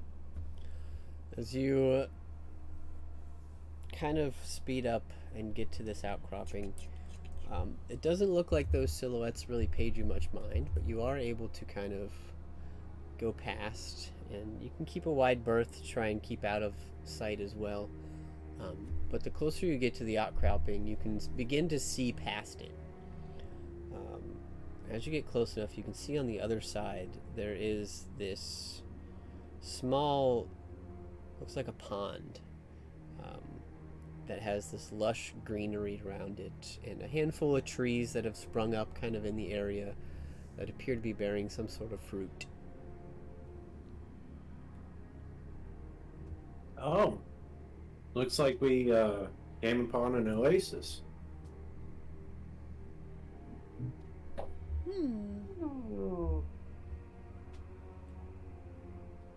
What kind of fruit?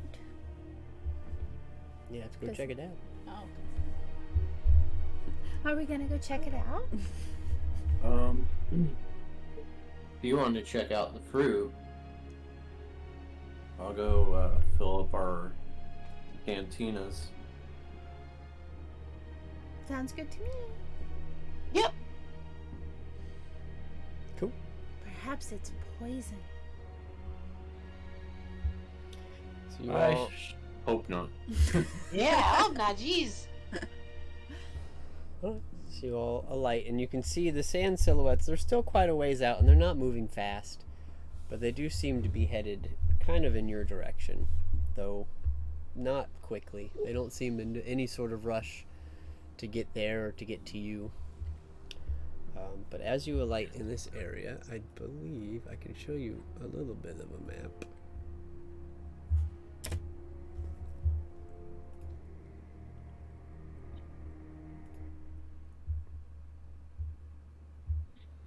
Yeah, just kind of looks like this.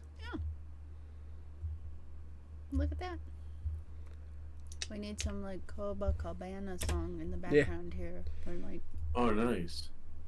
the Beach Boys or something. Right. Let's see what we got. Happening upon an oasis in the middle of the desert, not questioning it. What could go wrong?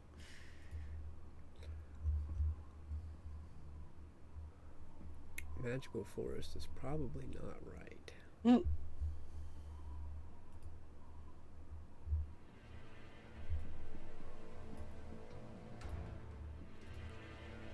There you go. This is not quite the vibe. Nope. No, it's Me neither. I thought it was like the Bard song.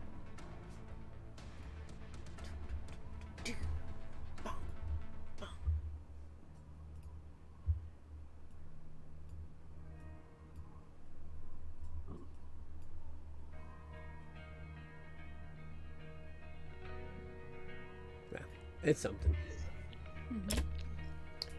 But yeah. So you guys make your way down here, kind of alighting in this kind of greenish area. Zan, you said you're gonna fill up the canteens. Yep. Okay. And Callie, you're gonna check out the fruits. I am. Okay. It seems to be a variety of desert type fruits. It has like a hard shell, almost kind of like a coconut. But you gather there's probably some sort of juicy, liquid, or fleshy insides to this fruit. You can crack it open if you want. Sure. You do so on the inside. It's almost has like this melony type texture, kind of like a spongy, gooey seeds in the middle, but just the shell of it was very hard, like similar to a coconut. But you get into it very easily, and it smells very sweet.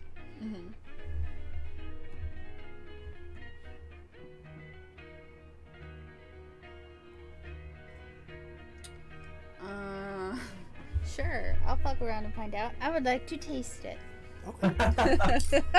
Tastes I'm like, unsupervised. tastes like watermelon. Ooh, It's delicious and sweet, refreshing. wonderful. I will holler out the fruit's good and just sit down with the open have and like eat a little bit. Mm-hmm. Good to know. I think, how far out are those silhouettes still?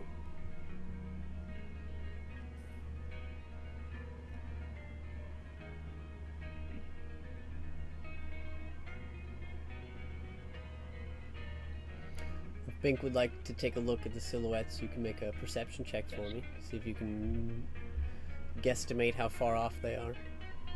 Okay. 10. Okay. They look like a ways away to you. Look like they're really far out there. Oh man. Does Peter perceive it in any way? He can try. Okay. He gets a what is perception under? Wisdom.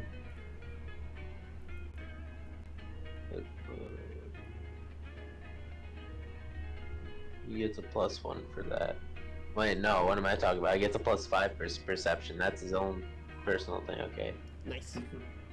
Okay, so he got 17 plus 5. He got 22. Okay. Yeah. Peter can kind of relate too that they seem like they're still probably 700 or 800 feet away. Like they don't seem to be really headed right for you. If anything, they might even be like just meandering in that area. Okay.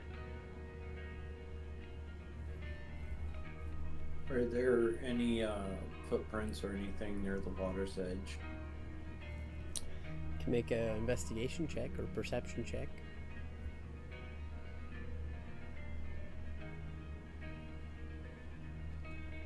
$17. Okay. Doesn't appear to be any.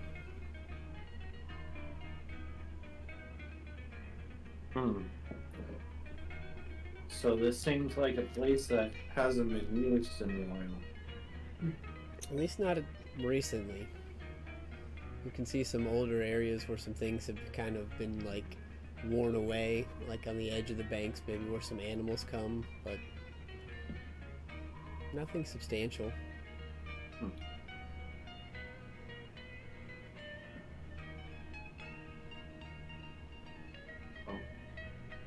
As long as it seems safe, I'll kneel down and fill up the water bottles. Okay.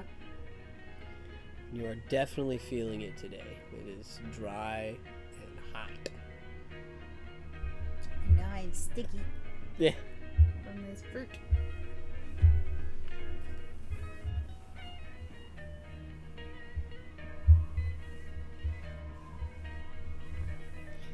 Anything else? Anybody else want some fruit, or you just gonna take a quick rest here? What are you feeling? Pink's just drinking chunky apple juice. That's it. Yeah. We'll take a quick rest here, I think. Okay. Oh, Feel bad because I haven't used anything for today. But right.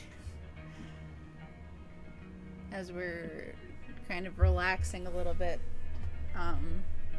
I'll go ahead and collect some fruit for taking with us. Just to get in my bag. And as Callie is doing this, you guys can smell the fruit as well, and it smells very sweet, and it smells very delicious. Like it's not a fruit any of you have ever seen before.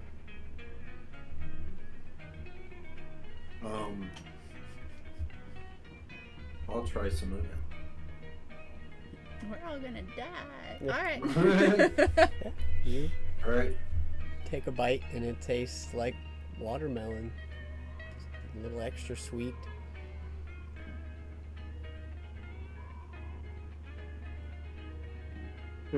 This fruit's pretty good, Bink.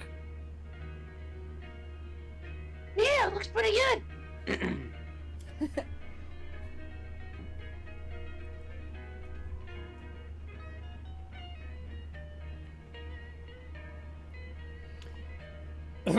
But as you eat some of it, Bink, did you want some of the watermelon fruit?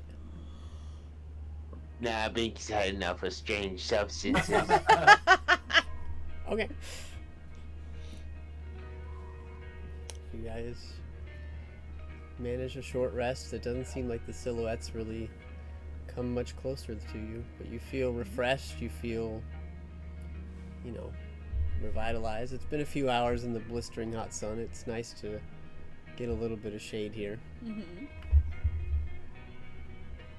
That's it. I think during the short rest, I'm gonna go swimming. Okay.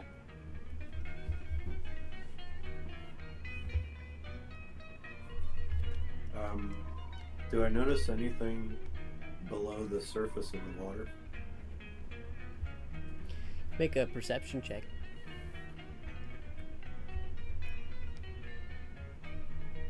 $17 for 23. Okay. He looks down and then he disappears as something grabs his foot. Uh-huh. Yeah. Nope. It seems to be pretty clear, and the waters are actually pretty clear too. It's surprising how nice this actually is.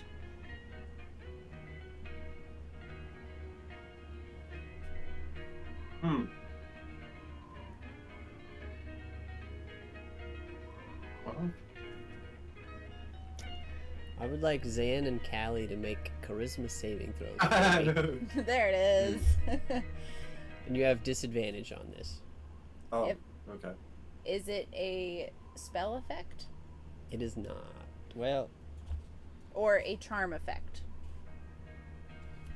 And is it trying to put me to sleep? it I is have many not questions. putting you to sleep. Okay. It is not a charm effect, hmm and it is not technically a spell effect. Okay. Only asking to make sure it's truly disadvantage and not just a straight roll. Oh, there's my nat 20 for the day. Oh, that's fun. Yeah. Okay. Okay, so 14. Zan, you start to feel at ease a little bit. Like this is actually kind of a nice spot. Callie, you on the other hand, and you all kind of notice this as it's been heating up throughout the day. Like you're getting to midday, you can see some of the water is starting to evaporate, and it's actually creating like a cool like mist in the area. Mhm. So there's just this little bit of mist. And Callie, as you're breathing and you breathe deep and it feels great, you feel your emotions are calmed more than they have ever been before. Very similar to the calm emotions spell. But you just feel this super mellowed out ease, and you don't want to leave right now. I feel like with that, she just straight up starts like meditating. Yeah. So she's already a fairly calm person. So she's just like,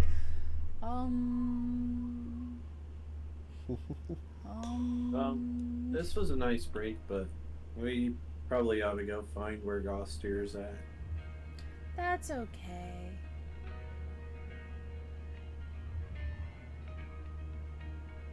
Oh yeah, we gotta go. Yeah. No. I think I like it here. I snapped in her face, and, like attitude wise, like give a little snap, like, Hello, we gotta go. Oh yeah, I need a charisma save from Bink too. As you oh, are Oh. now standing in this area with them. Not fruit related. Good to know. 14. Okay. Bink, as you walk over to try and snap Callie out of this, like realizing, hey, maybe it's time to go, you breathe in a little bit of this vapor that's been gathering in this area. And you also now feel super mellow and like you want to stay here. Sit with me, Bink. And I sit with her. Can Peter send something wrong and try to get me out of there? Guys, It we're doesn't not come staying through as here. being wrong. You're happy, you're mellow, you're chill.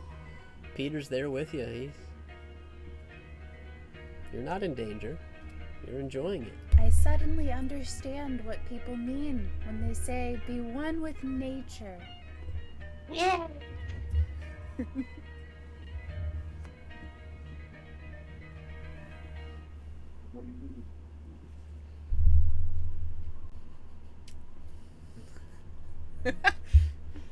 Yeah, You Zen, just see me doing like snow angels in the Right? dirt. Exactly. you feel strangely calm, Zan, but you aren't feeling the need to stay here. Like to think Callie has like sticky spots on either side of her mouth from the watermelon thing, like Yeah. streaks of red. Just like a kid who ate too many popsicles at grandma's house. Yeah. Think I'm gonna grab each one of them by the arm and try and walk them out of this oasis. Do we resist it? No, No? Okay. you're not happy about it, but you can let him. You know, since Aiden's been so quiet, you're turning out to be the parent of this group. I don't like it. I'm not a parent. Well, then why can't I just do what I want to do?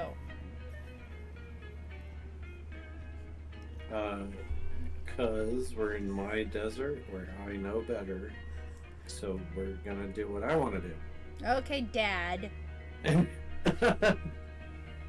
Because I said so is basically what that is. I'll say as Yeah. as you are starting to get pulled out, Callie and Bink, you both feel like you have this sudden thought, like somebody placed it there, but it's your own. You think, but you need to talk to that tree in the middle.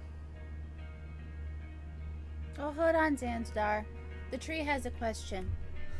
Oh my god, the tree has a question? Are we sure the tree has a question? Yes! I have This the better answer. not take more than like 5 minutes. I don't know. How long do trees talk? I'm gonna go talk to the tree. If Zan lets go of me. Yeah, Okay. willing to entertain this a little bit longer. As you walk over kind of to this tree in the middle of the oasis, you all hear this voice kind of emanating from the area around you and like in the mist. Hey, so nice of y'all to come and enjoy my fruit and my water. Don't make it sound so creepy. That's what it's about, man. You share it all. But hey, now that I helped you, maybe y'all help me. There's a lot of favor asking here in the desert.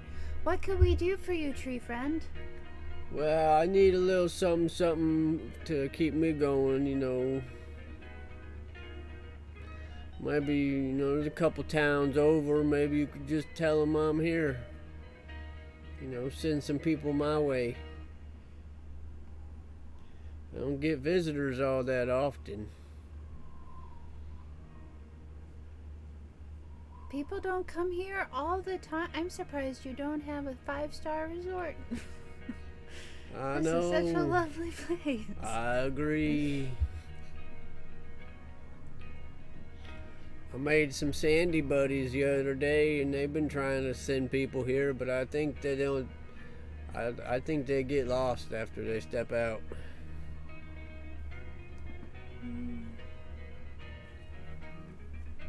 Am I the only one talking? Oh. Desert's so vast, or What was that? because the desert is so vast? Probably, man.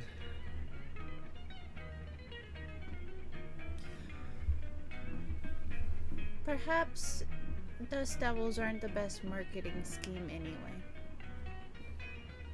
Yeah.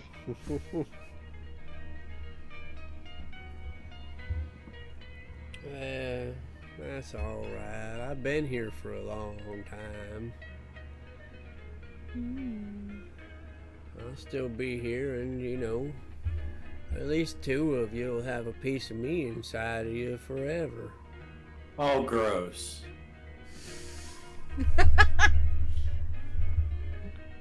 How did Callie feel about that? Is the calm emotions thing still having any kind No, of impact? it's starting to wear off. Okay.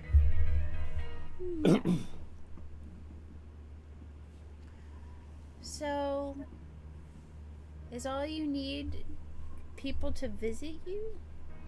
Yeah, man. Once you partake of my fruity deliciousness or the waters of my body, it makes a connection between us, and it lets me gather information from all around the world.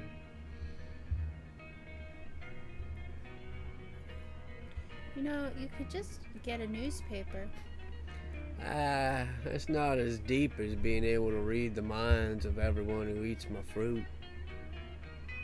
Oh. Well, I apologize for everything you're seeing right now. Hey, that's alright. I got thousands of people in here. You ain't the worst. Ooh. Now I want to hear about the worst. Let me tell you about this goat farmer. Well, maybe another time.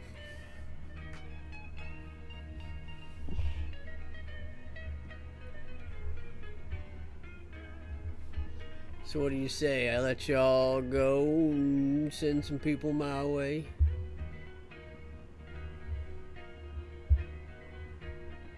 Let us go. It makes you seem like you're in control here, like we're your prisoners. No, I'm just a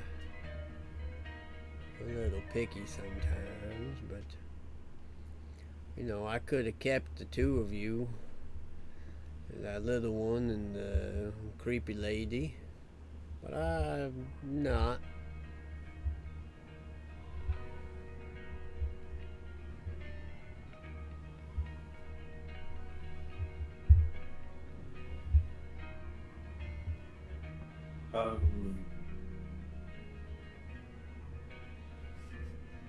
Is this guy giving off like weird vibe? Make an insight check. Weird in what way? Because he Right. Yeah, well, wait.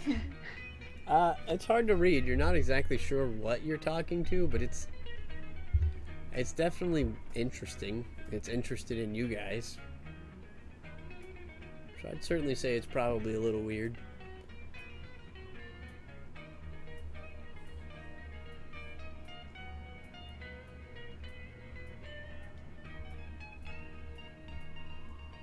Can you move? Yeah, I can move. I just don't like to. So like, you could be here one day and then you could move and be like, I don't know, 1,000 miles away the next. Yeah, if I felt like it. Well, it's no wonder the dust devils get lost.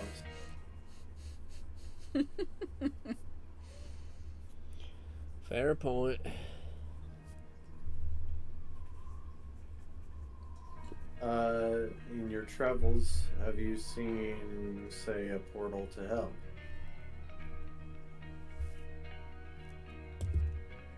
Not that I can remember.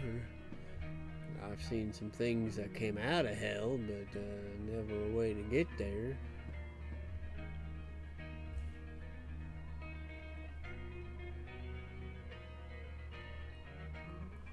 I could search the memories of those that have drank from me before, but that might take a while.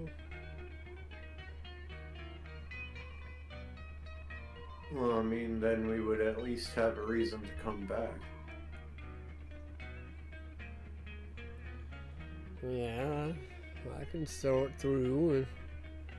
I got a few thousand people's memories to go through, but I can work on that. So, what are you exactly? Are you a tree? Are you the entire oasis? Are you a fungus? Oh, that's right. I look like an oasis right now. And you see the whole area kind of shimmers, and all of the trees turn into like these little pseudopods that are just kind of sticking up out of this like fleshy, earthy ground. And you see the tree ahead of you is actually a large, like, blobby, gooey looking head with a mouth and two eyes. And he just has this, like, cupped bowl of water where his belly kind of is as he's just kind of laying on his back. Like, imagine, like, Snorlax with a bowl of water on his belly. And, like, little tentacles are what the trees are. Huh. So Nope. technically, I think your kind classifies me as an ooze. Nope. Spreading the wings and flying directly up.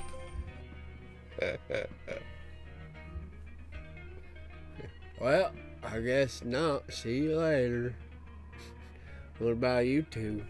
You're still stuck here. He flew off without you. I've seen Stranger. But also, he's my boss, so I should probably go with him. Alright, I can go back to being trees in a pond if you want. Well, if you want visitors, I highly recommend it. Well, I thought we were just being friendly, so I'd show you what you were swimming in. No, I agree, but I find that the majority of people don't appreciate us weirder folks. They like what's normal and pretty. Alright. You see his whole body and all of his little tentacles shake again, and it reappears as this oasis area.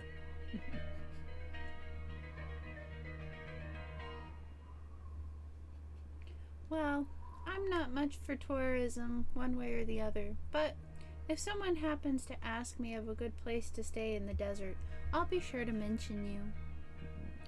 Wonderful. Well, tell your Dragonborn friend best of luck.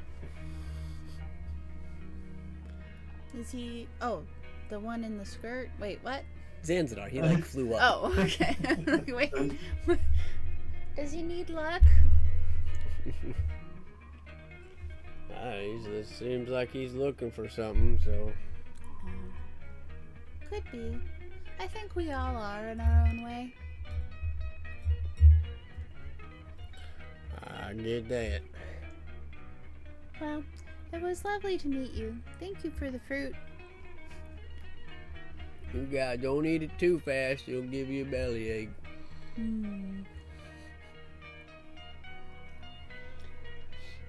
Yeah, I'm gonna take a nap and start sorting through these memories. Make sure you all come back by. I'll tell you if I found a portal or not. Thank you.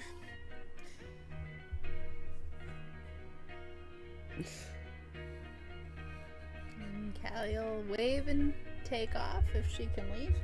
Yeah. Okay. You're getting to walk out. You're not halted or resisted in any way.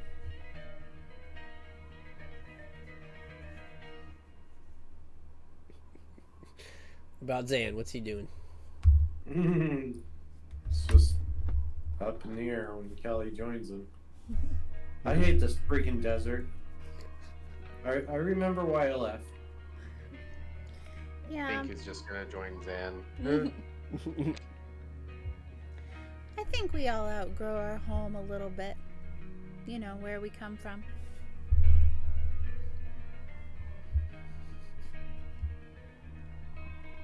Next time we come upon an oasis that looks too good, remind me not to drink the freaking water.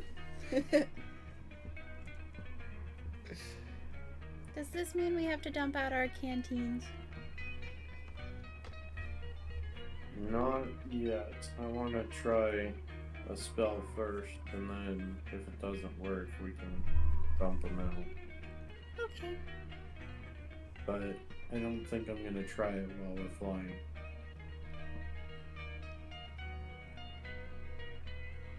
Yeah. Next rest area, or after the next battle, depending on whether we run into this Dragonborn or not. Sounds good. You got it.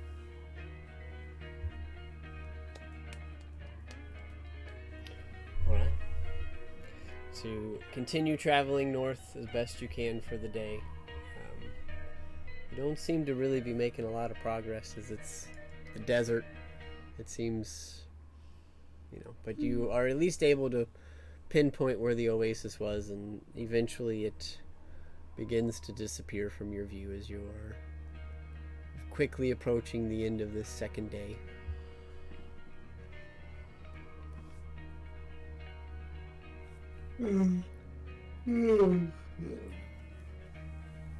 Alright, Bink. You gonna throw up another mansion? Yes, sir. Okay. You got it. So as you summon a mansion for the evening, you guys can make your way in and go through dinner or anything that you would like. Is there anything you would like to do for the rest of this evening before heading to bed? Any I'm questions? going or talks? to ritually cast Purify Food and Drink Mhm. on the fruit that we got and the water that we got from the oasis, see if anything happens. Okay. Nothing noticeable, so it doesn't seem like anything too potent, though you're not really sure what type of magical effects it may or may not have had. We'll see.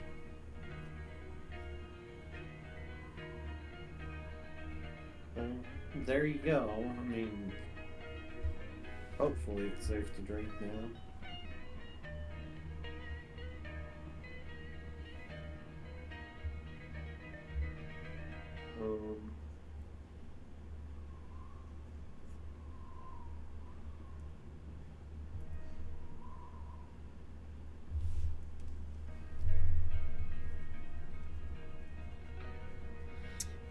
I would say you would also recognize that if there was something magical about the fruit and water in your hand, it certainly wouldn't be anymore.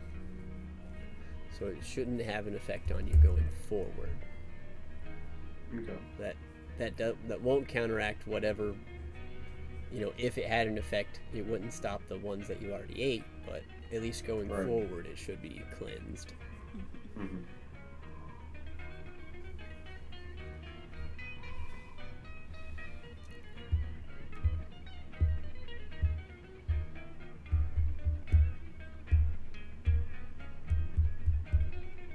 I don't think I have anything else. I could set it on fire. Callie holds up a match. I mean, you can try. Let's do this right, though. And so she'll take one of the fruits and ask a bank for a knife and a cutting board and cut it into, like, big chunks. Uh-huh. And then, I guess maybe also ask to see the kitchen for a grill. And she will try to, like, grill the fruit. You got some grilled watermelon.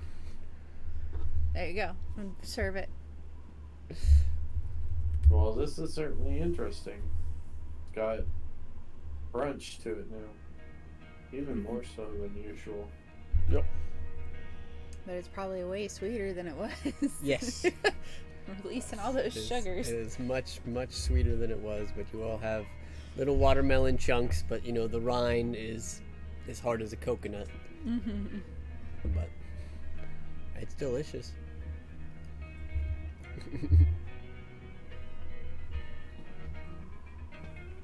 We start sprouting tentacles, I'm blaming you. I accept that. Though, I don't know if Lamontros would see it that way. You're supposed to be in charge of me. Okay. Sure. She just smiles ornery.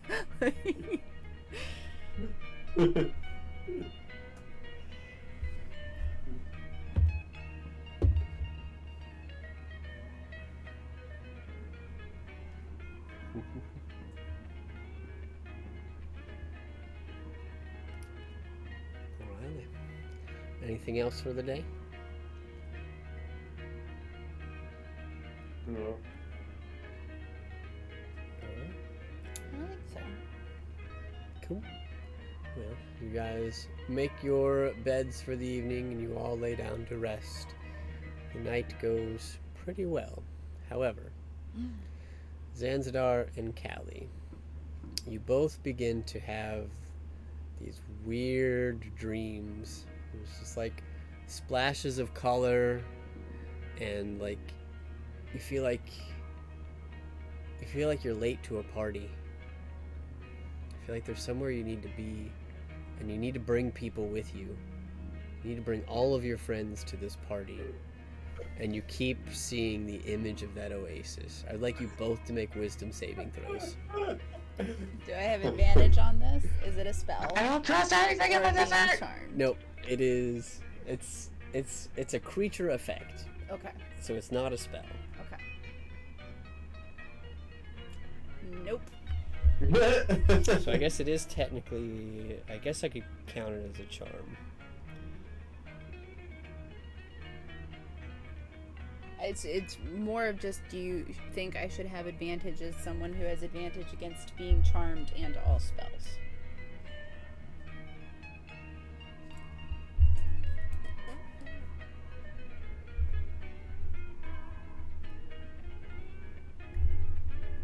Also be careful. I don't think so because you ate the fruit.